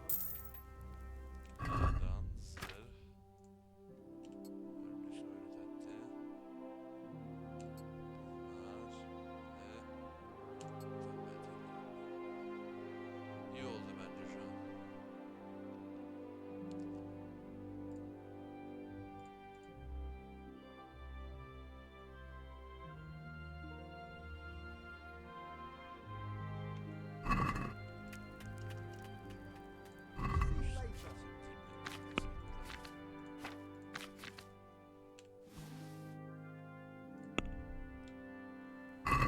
Can we do? 76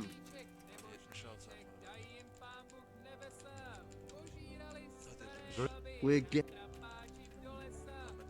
All right. Tamam, ters eğilelim. Parayı bir harcayalım artık. Manasına. Tersi de hiç açılmaz. Şimdi sen de. Atımız iyi. Zırhımız iyi. Terzi abi ne yapıyorsun? My respects to.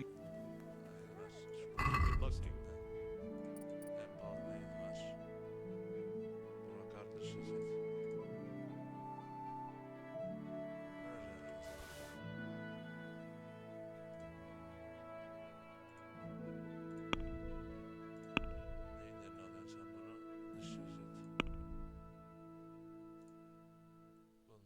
sana o zaman. Para bitti zaten ya. Can we do? Well, we can. We agree? You're a right pig.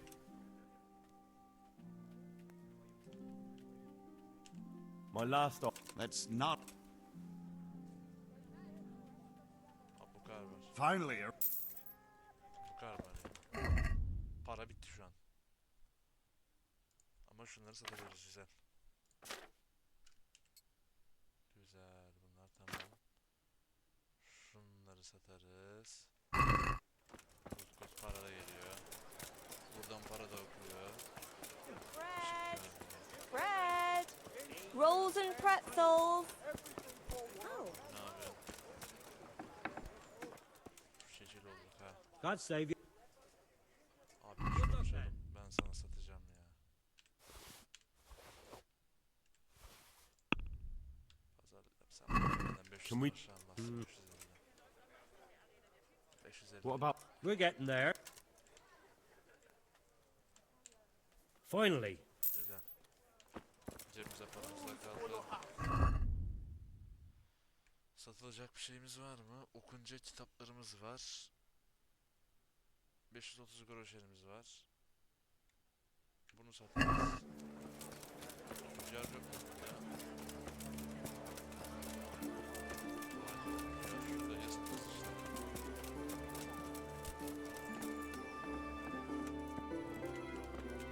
I'm honored. Sattan sana. Satayım.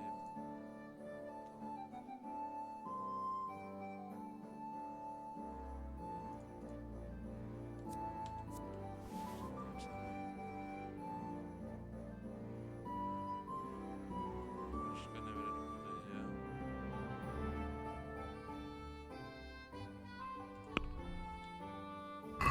Can we do? Well,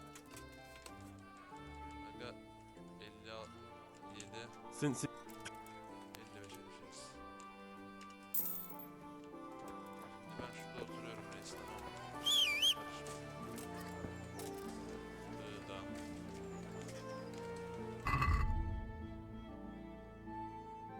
Diğerleri çıkar kitaplar. Hepsinden çıkar bakalım.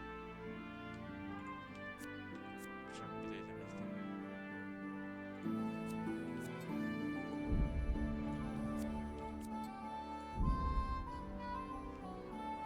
Kitabımız olması lazım. Sanırım ne oldu o zaman?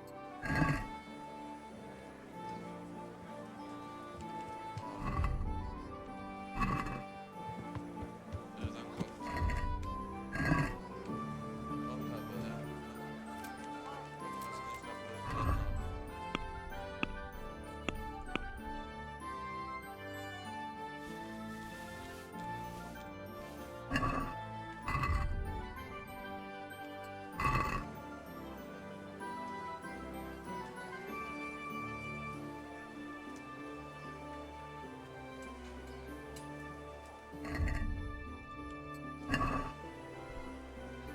Yok daha yayındayım. Yayındayım da. Tamam yayındayım ama ne yapayım hadi. Allah Allah.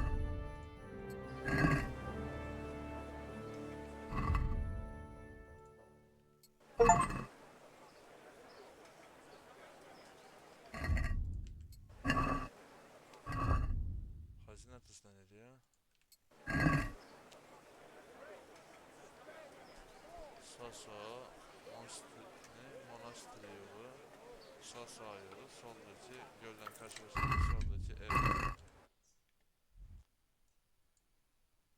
Sasa ve Monastırı arasındaki yol.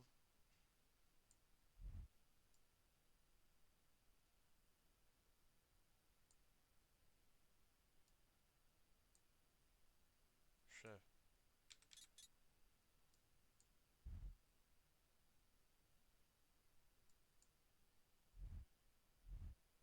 Buradan gidiyor buradan gidiyor Sasa'ya gidiyor.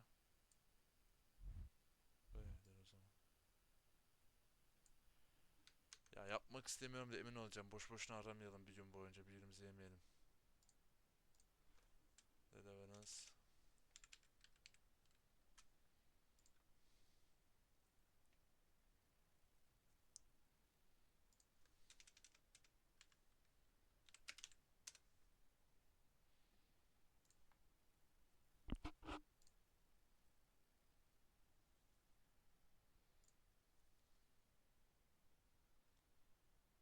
Şurası. Kampın karşısı diyor.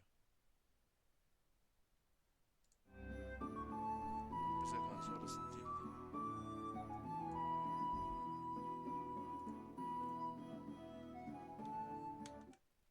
Tam kampın neresi ya? Ağaçların bitimi 1, 2, ikinci ağaç. Ağaçların bitimi 1, ikinci ağaç burası. Orası da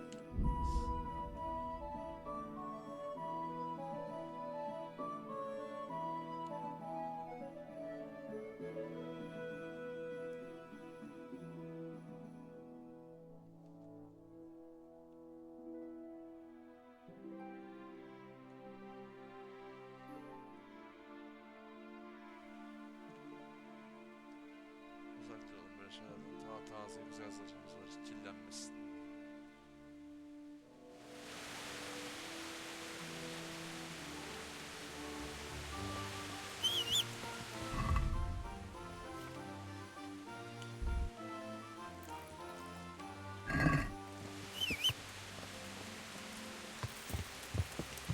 Got it.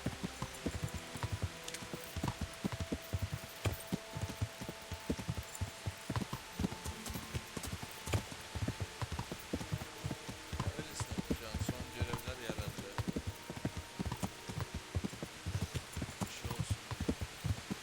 Atletmezin kaldı bir şey kaldı. Yok zaten. Zaman geçsin. Bir şey çıkarsa bir de para bulmaya geliyoruz. En iyi at al. En iyi silah al. Silah al.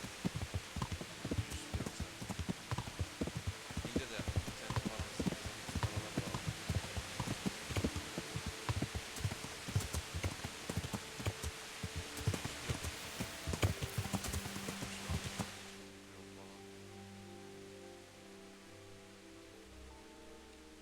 Yüklesinler.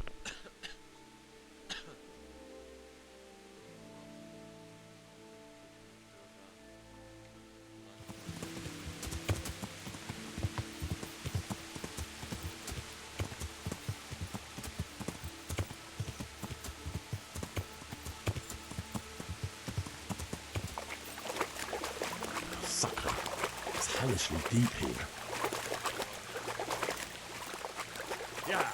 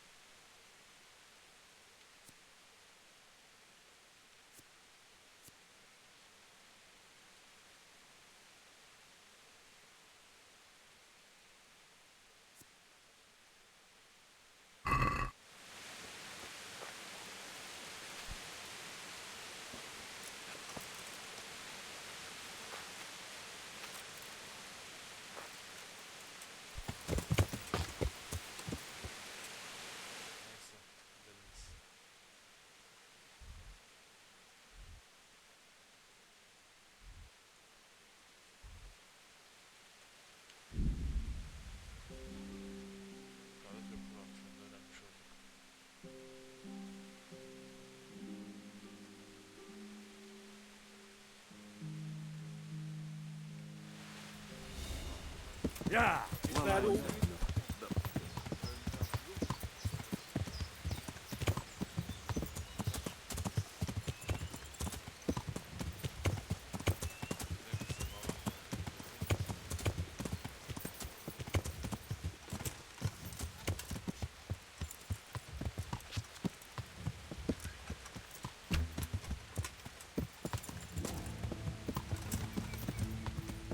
Yeah.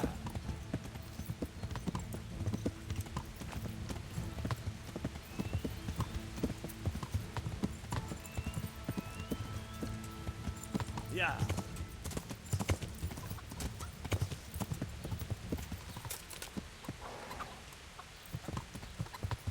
Burada zar oynayabileceğim bir yer var mı acaba?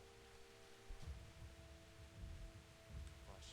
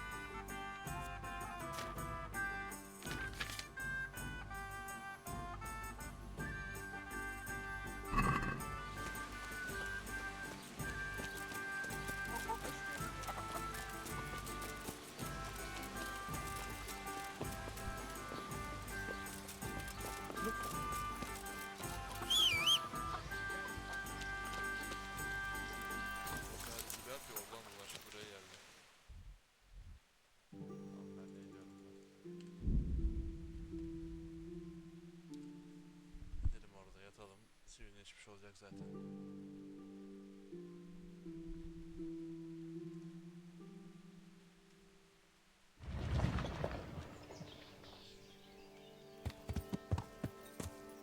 Yeah.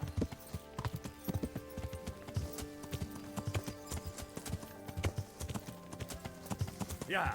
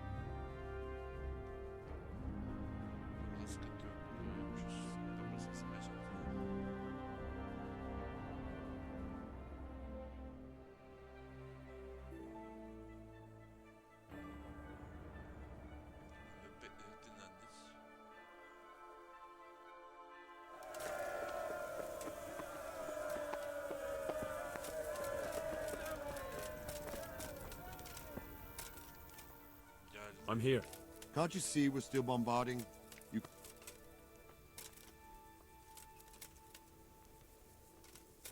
May the Lord watch over you.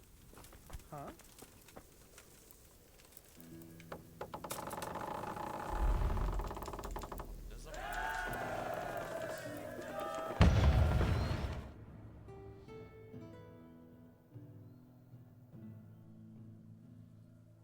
Tahminimce 2000 olmuş olması lazım.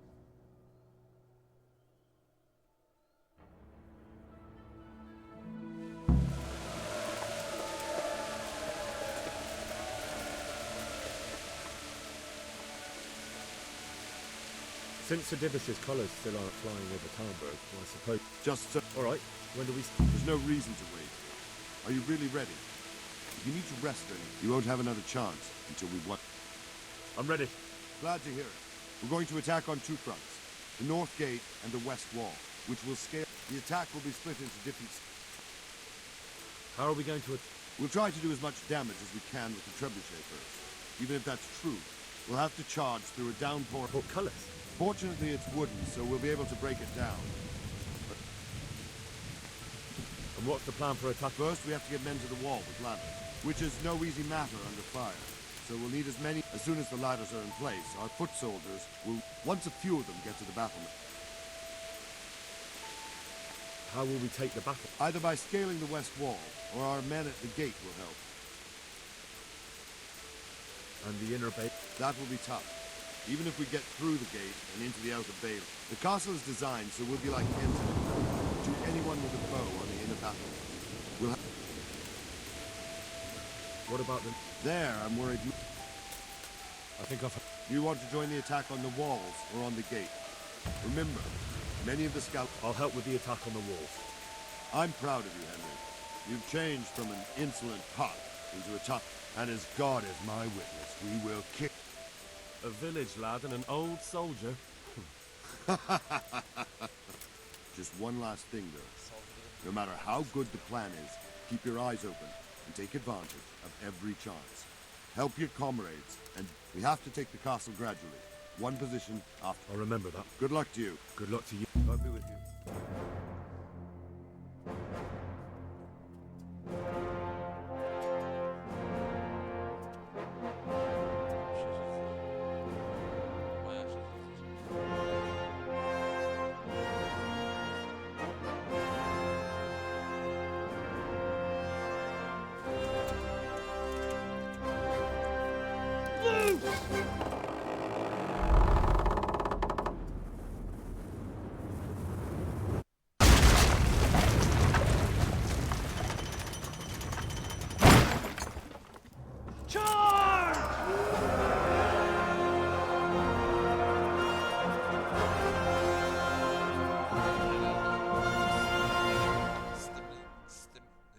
Sisteme vurdular.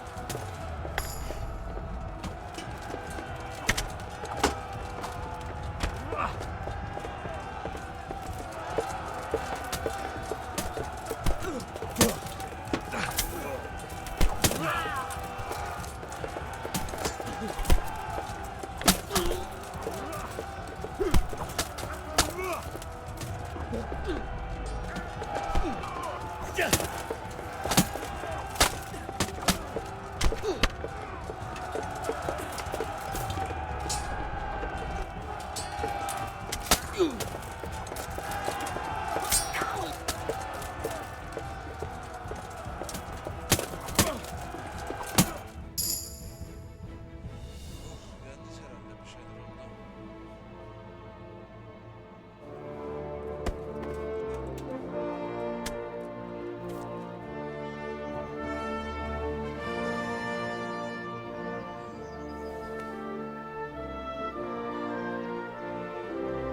Bir şeyler yaptık.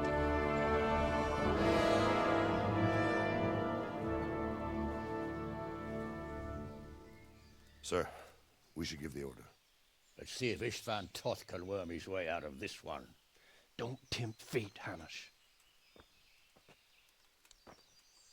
Istvan! It's over!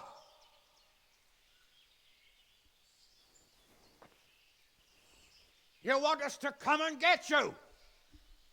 I wouldn't advise that. Your friend Divish wants to see his wife alive again. And Sir Radzig? Are both hostages unharmed? For now, Hanush, unless circumstances change. Well, I'm glad to hear it. My guest is also safe and sound, but he's also quite keen to go home. I imagine you feel the same way. It's been a long time since you warmed yourself at your own hearth. I'm in no hurry. I've plenty of supplies here, grand view and excellent company. What more could I want? Your freedom! Freedom? Freedom to get an arrow in the back? Sir, you're all noblemen here, all bound by honor. I give you my word as a knight and lord, and that of my companions. If you release Lady Stephanie and Sir Radzig, you may leave the castle with your men and go on your way unharmed.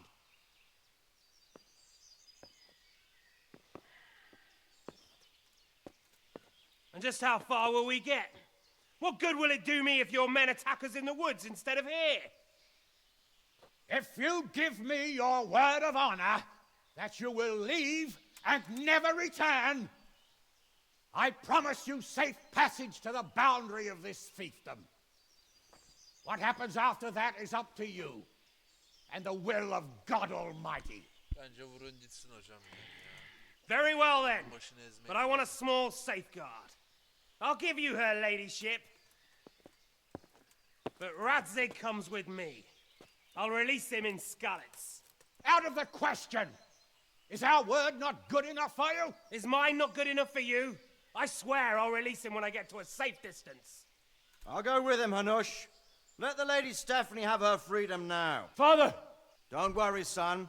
I trust Lord Toth's self-interest more than his word. He wouldn't be fool enough to harm me. If you're certain, Radzig. Prepare horses and supplies, and tell your men to pull back. We'll come down. You heard him. Get to work. And any man who breaks this truce answers to me. So, are you really going to let them go? My word is my bond, Henry. He's a cutthroat and a liar. Good men are dead because of him. What's to stop us from skewering him as soon as he sets foot outside? Our honor. If you let him go, he'll do the same again. Or worse. God's justice will find him. Then, he'll get a taste of my mace. If we break our word of honor, we have none. And without honor, we are nothing. Never fear. Your father will be all right. We'll hunt down those vermin yet.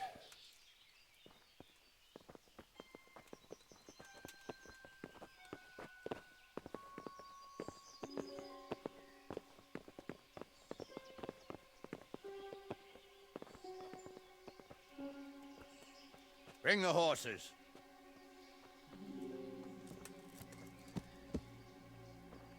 Here she is, as I promised. Not a hair on her head harmed.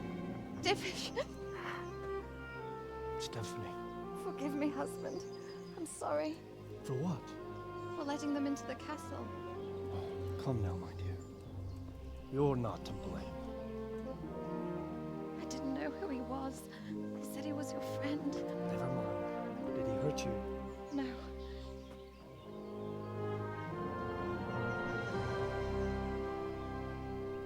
I hope your word can be trusted. Certainly more than yours. If everything goes as agreed, I'll set Radzig free in Skalitz. If anyone tries to follow us, I'll kill him. We won't. My apologies for keeping you from your father, but you'll see each other soon enough. Oh, I almost forgot.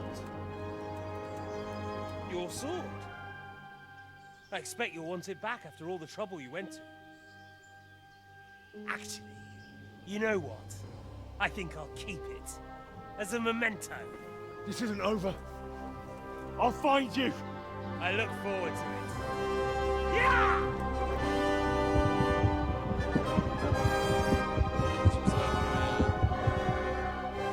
Quick! To the battlements! We have to see which way they go! Oh, they really are heading for Skalitz. Mount up, Henry. You've heard what he'll do if we follow them. We're not going to follow them. We just have to collect your father. Or do you want him to walk back here when they release him? Haklı. Haklı yani.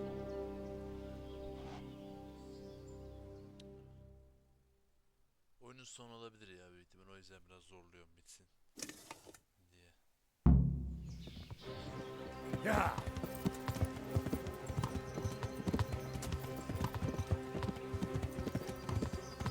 Benim hatayı biliyorum.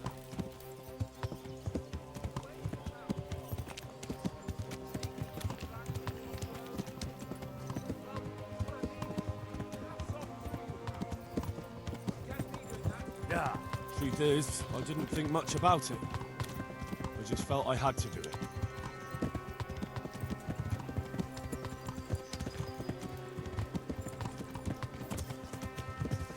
This is quite a turnaround, isn't it?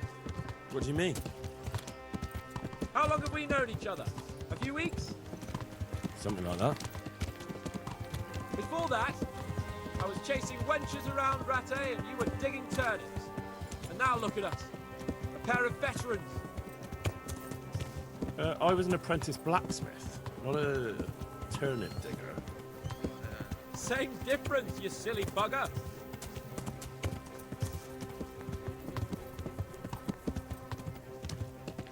What should I say to him? Don't worry, it'll come to you. Yeah!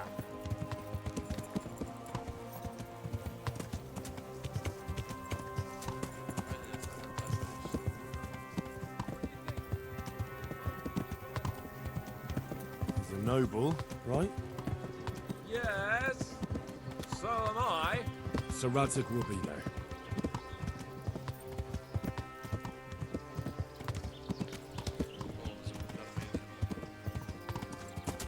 What will you do now?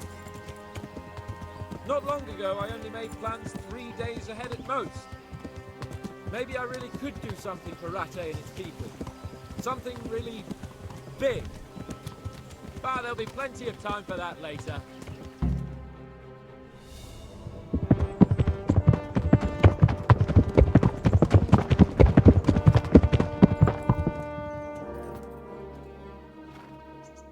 There's no sign of them. Move on.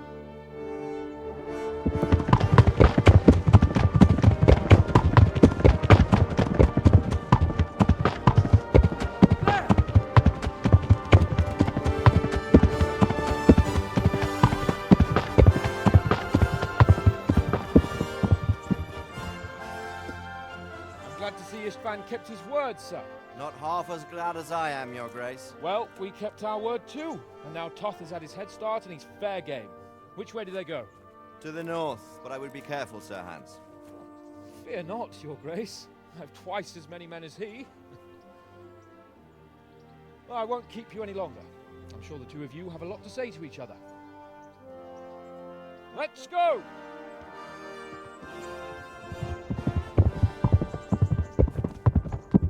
You all right, Father?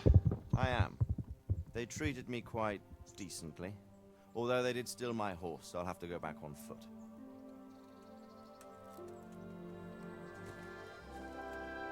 Final ya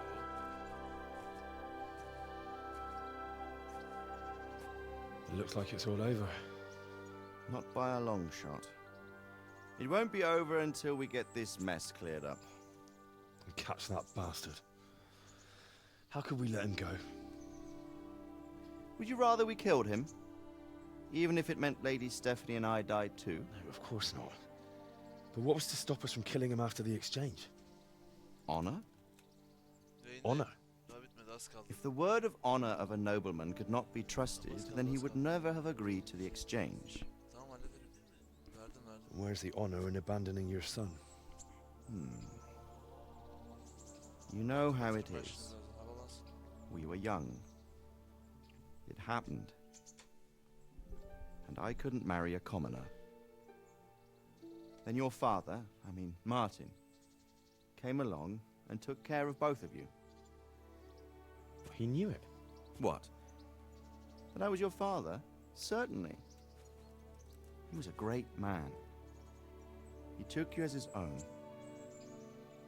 And always kept an eye on you. Of that you can be sure. I know so little about his past. He told you nothing? Oddly enough, even though you don't have his blood, you're very like him. When he was around your age, he became bored of his trade and set out to see the world. He lived through many adventures, even fought in a war. In a war? Yes, in Poland, I believe. And I don't think he cared much for it. That's why he wanted me to stay at home. He spent some time in Prague, then settled in Kuttenberg. But it seems he quarreled with someone there and finally ended up here. You know the rest. I loved him, but even so, I somehow always had a feeling I didn't quite fit in. It was in your blood, I suppose.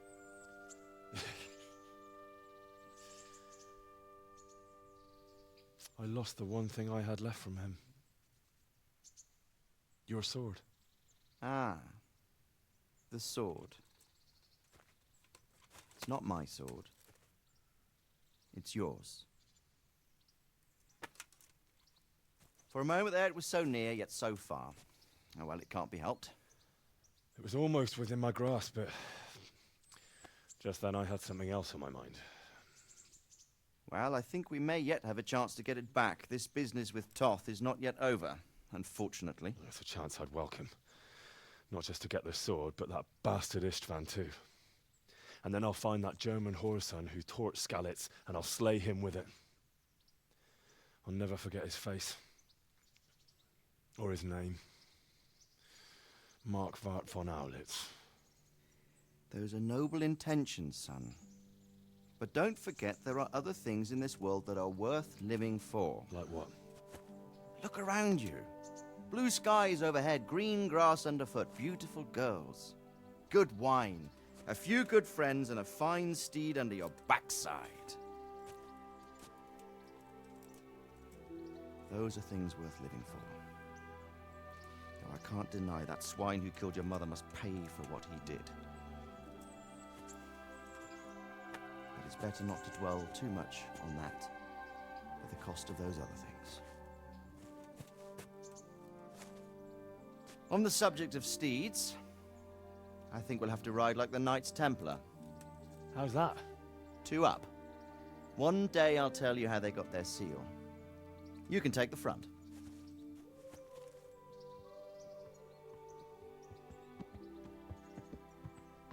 It's like I always imagined it would be, teaching my boy to ride. Although it would be better if you were a little smaller. My word, it's all go today, isn't it? I wonder who this is. I think I know. It's Margrave Jobst. The king's cousin? I wonder what he wants. I guess we'll find out soon enough.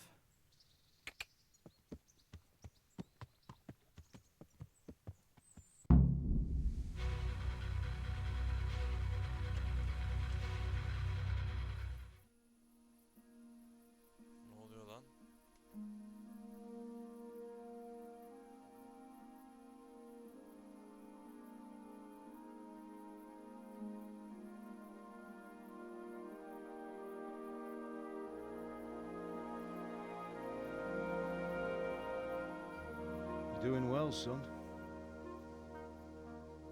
Father. Come now. You know whose side. Diyası da öğrenmiş herhalde. That doesn't matter now.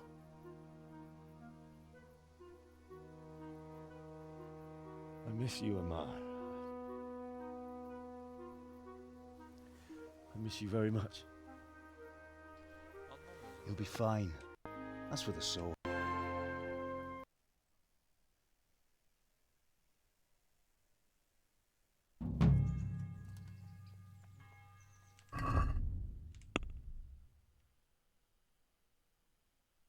Kapanış diyor.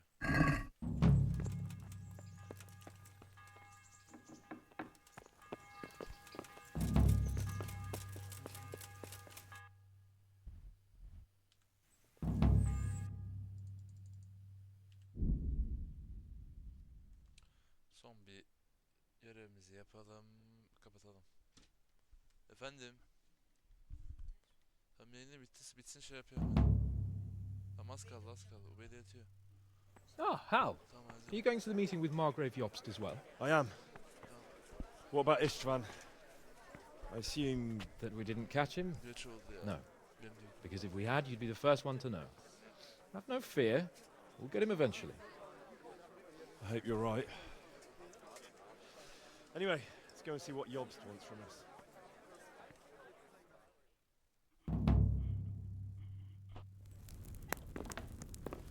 My lords, Christ's blessings on you all.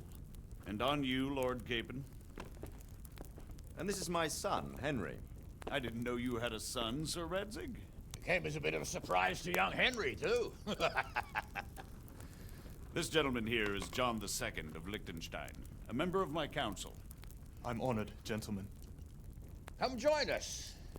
Margrave Jobst was just about to tell us the reason for his visit. Your Grace? I'm sure we're all agreed, Your Graces, that all this unrest must come to an end. This kingdom needs a king. The question is, which king? My cousin, Wenceslas IV, who is being held in captivity. I have to confess, my lord, that your answer surprises me a little.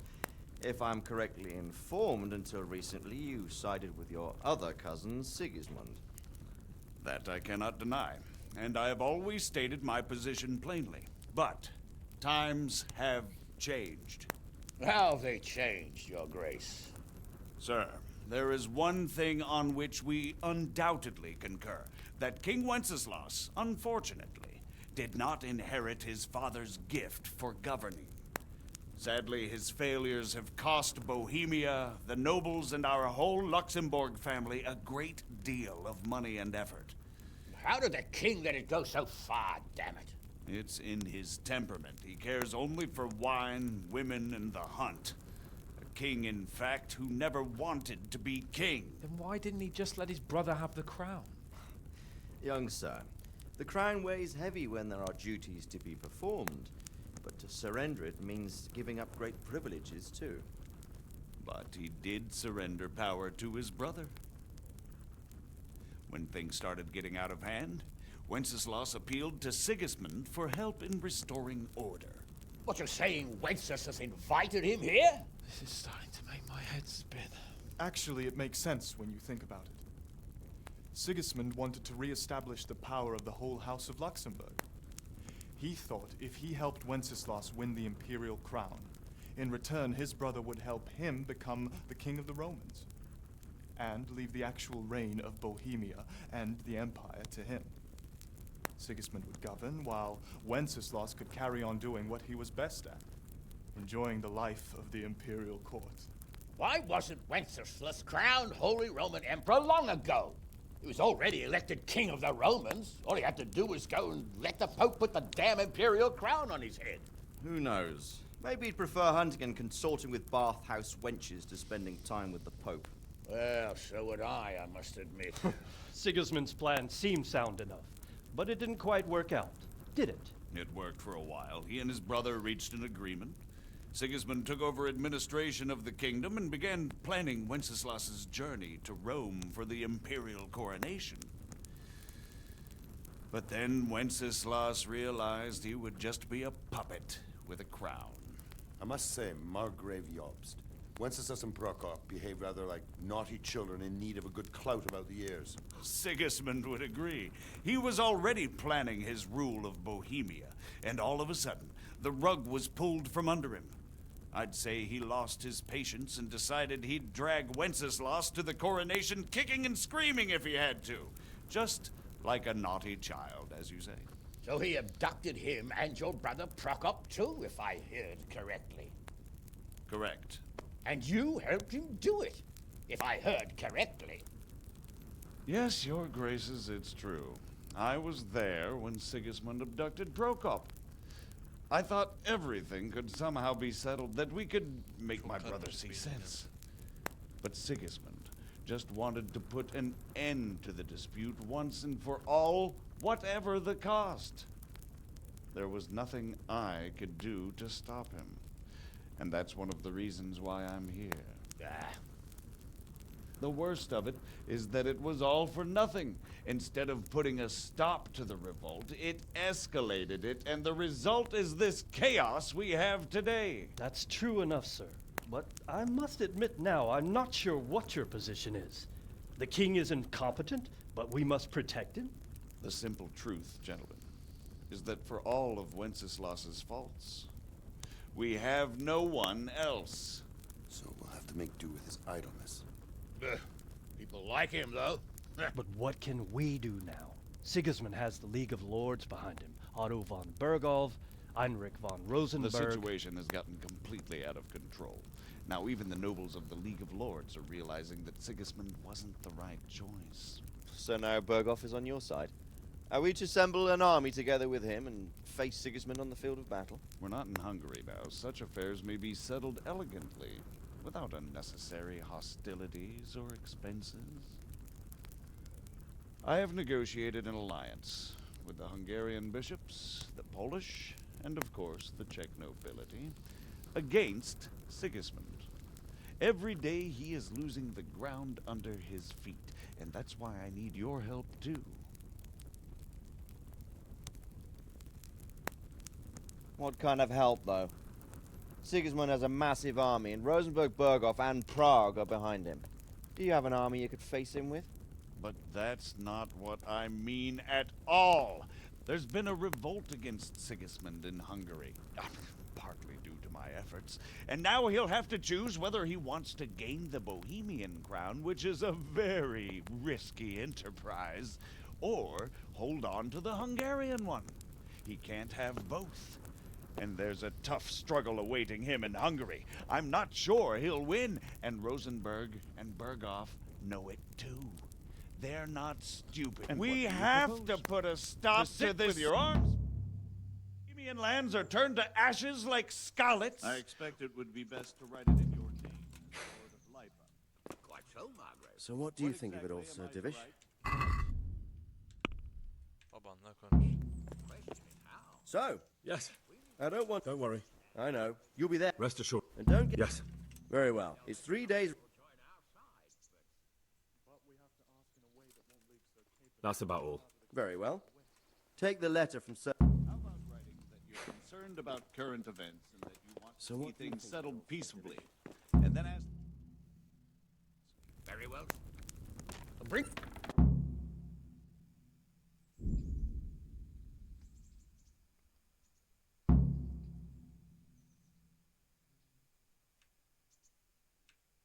Come now, Hal. My men are mustered in the court. God bless you. Are you wish? Come. No. And good luck then. Hadi abi bitirelim şöyle. Ha. Down.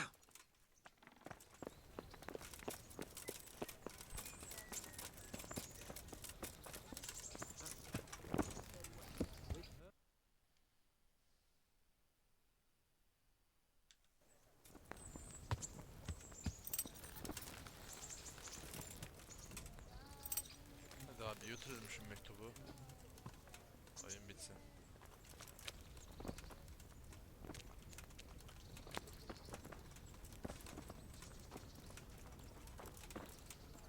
So, can we set off? course. So,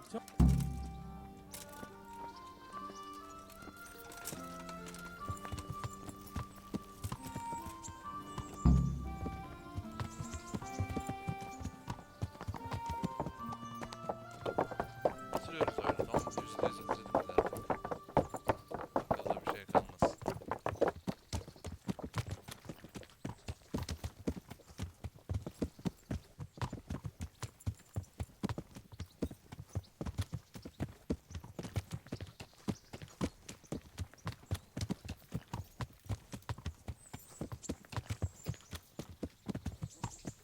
how is life as a highborn bastard? I'm getting used to it. What about Rodzig? Has he accounted for not owning up to you the whole time? He explained it. All will be well, I think. Glad to hear it. It's far more acceptable for a nobleman to befriend a noble bastard than a blacksmith's son. Mind you, don't come to blows with a blacksmith, my young lord.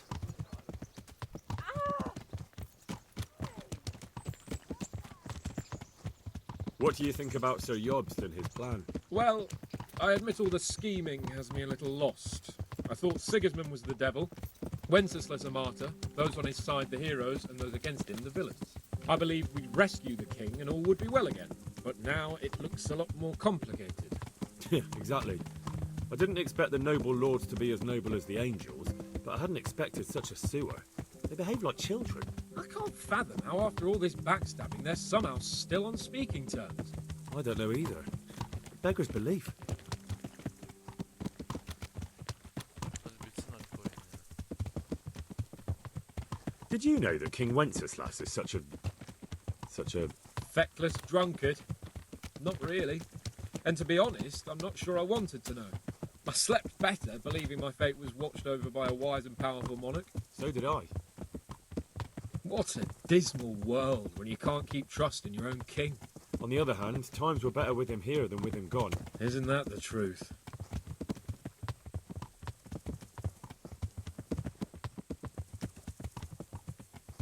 What do you think of Sigismund? If I were him, I'd have had enough of my brother even sooner. But he's a monster.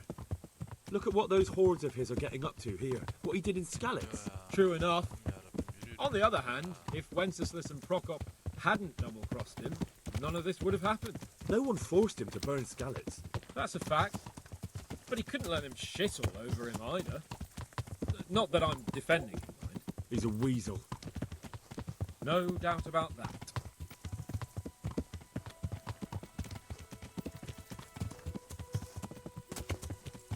Do you know anything about Prokop? Ha! Sir Hanush could tell you a thing or two about him. Why?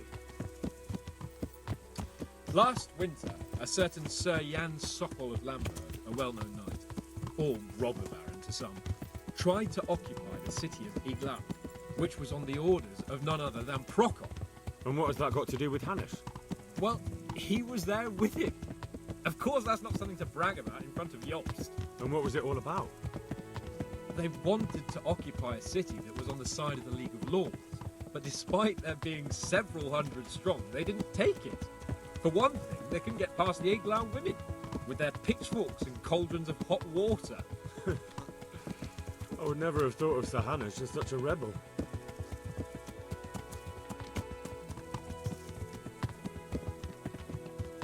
And have you heard anything about Rupert of the Palatinate? A little. He can't manage even to wrest power from a king who doesn't much care for ruling and isn't fighting back. That doesn't seem like a man who has what it takes to rule. And that's all I need to know.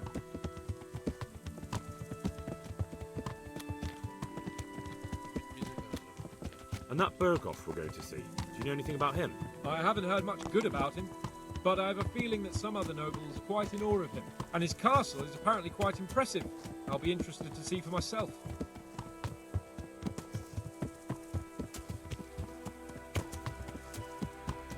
And what about the League of Lords? Wealthy, pompous. The king doesn't seem to like them much. He's chosen to let the lesser ranks of the nobility into his circle, men like your father. I admit I don't blame him one bit. But the lords weren't happy about their lost influence, so they put their foot down. If I were Wenceslas, I'd have let them hang after they abducted me the first time. But he gave them seats at the provincial council? Little wonder they're back in their old tricks.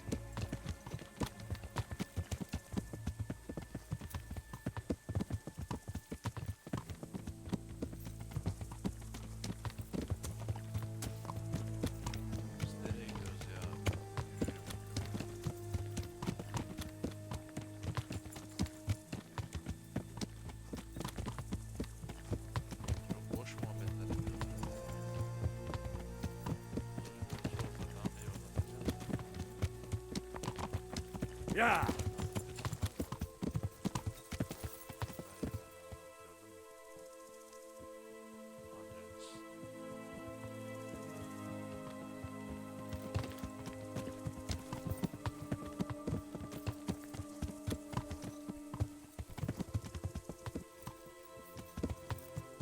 Yeah.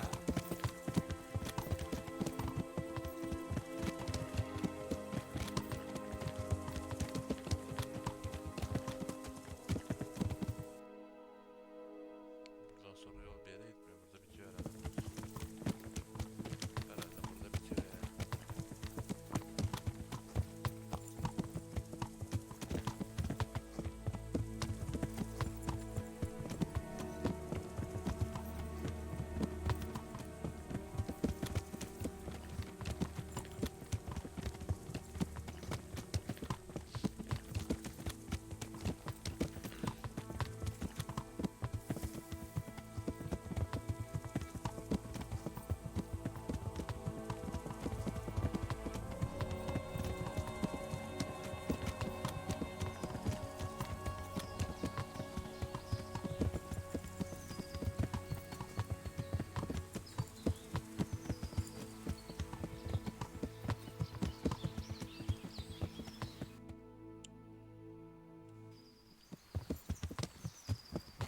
Nereye kadar bu yol acaba ya?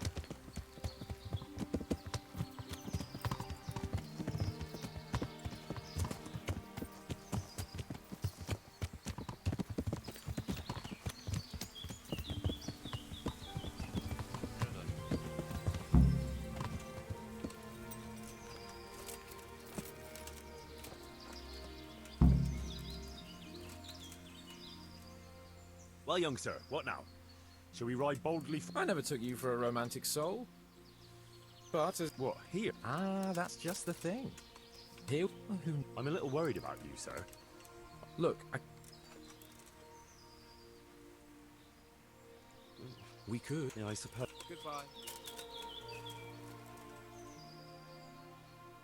Good luck then. Ugh. I've changed my mind. How Very. You. Why me? Sir. And who? The Carol. Love you. I wouldn't. It. Oh, I do. Well, then. Take care. Oyun bitti ya.